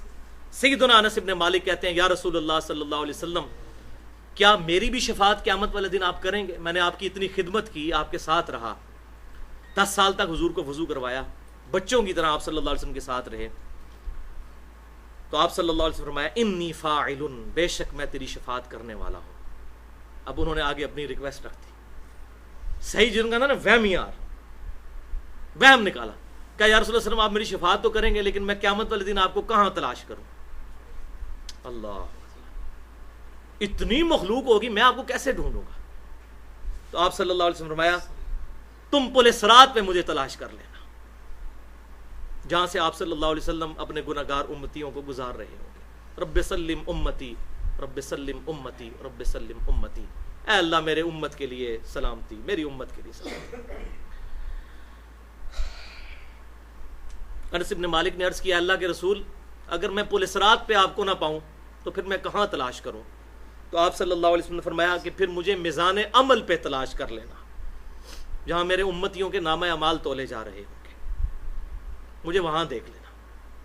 انہوں نے عرض کیا اللہ کے رسول صلی اللہ علیہ وسلم اگر آپ وہاں بھی نہ ہوئے تو آپ صلی اللہ علیہ وسلم نے فرمایا پھر تم مجھے حوض کوثر پہ تلاش کر لینا، جو بخاری اور مسلم میں حدیث ہے کہ آسمان کے ستاروں کے برابر اس کے کٹورے ہیں، جو حوض کوثر اللہ تعالیٰ نے اپنے محبوب صلی اللہ علیہ وسلم کو عطا فرمایا، اور بخاری اور مسلم کے متفق علیہ حدیث ہے آپ صلی اللہ علیہ وسلم فرمایا جو میرے حوض سے ایک دفعہ مشروب پی لے گا کبھی پیاسا نہیں ہوگا۔ جنتی پیاس کی وجہ سے نہیں مشروب پیئیں گے، لذت کی وجہ سے پیئیں گے۔ تو مجھے حوض کوثر پہ تلاش کر لینا۔ پھر انہوں نے عرض کیا اللہ کے رسول صلی اللہ علیہ وسلم میں اگر حوض کوثر پہ بھی آپ کو نہ پاؤں تو میں کہاں تلاش کروں؟ تو آپ صلی اللہ علیہ وسلم نے فرمایا اے انس مجھے تم ان تین جگہوں کے علاوہ کسی جگہ پر نہیں پاؤ گے، میں ان تین ہی جگہوں میں سے کسی ایک جگہ پر ہوں گا۔ اللہ، تو آپ صلی اللہ علیہ وسلم اپنے امتیوں کے لیے کہاں کہاں پر جا کر اپنے رب کے حضور دعا کر کر کے، سفارش کر کے اور اپنے امتیوں کی خیر خواہی فرما رہے ہوں گے انشاءاللہ تعالی۔ اللہ تعالیٰ سے دعا ہے کہ اللہ تعالیٰ قیامت والے دن ہمیں، ہمارے ماں باپ کو، ہمارے بیوی بچوں کو، ہمارے رشتہ داروں کو، بلکہ دنیا کے ہر مسلمان کو جس نے ایک دفعہ بھی کلمہ پڑھا اپنے محبوب صلی اللہ علیہ وسلم کی شفاعت نصیب فرمائے اور شرک سے محفوظ کرتے ہوئے اس شفاعت کا اہل بھی بنائے، آمین۔ اور اللہ تعالیٰ پھر شفاعت کے بعد آپ صلی اللہ علیہ وسلم کے مبارک قدموں میں جنت الفردوس میں جگہ عطا فرمائے، آمین ثم آمین۔ اللہ تعالیٰ سے دعا ہے جو حق بات میں نے کہی اللہ تعالیٰ ہمارے دلوں میں راسخ فرمائے، اور اگر جذبات میں میرے منہ سے کوئی غلط بات نکل گئی تو اللہ تعالیٰ ہمارے دلوں سے محو کر دے، ہمیں کتاب و سنت کی تعلیمات پر عمل کر کے دوسرے بھائیوں تک پہنچانے کی توفیق عطا فرمائے۔ سبحانک اللہم و بحمدک اشہد ان لا الہ الا انت استغفرک و اتوب الیک وما علینا الا البلاغ المبین۔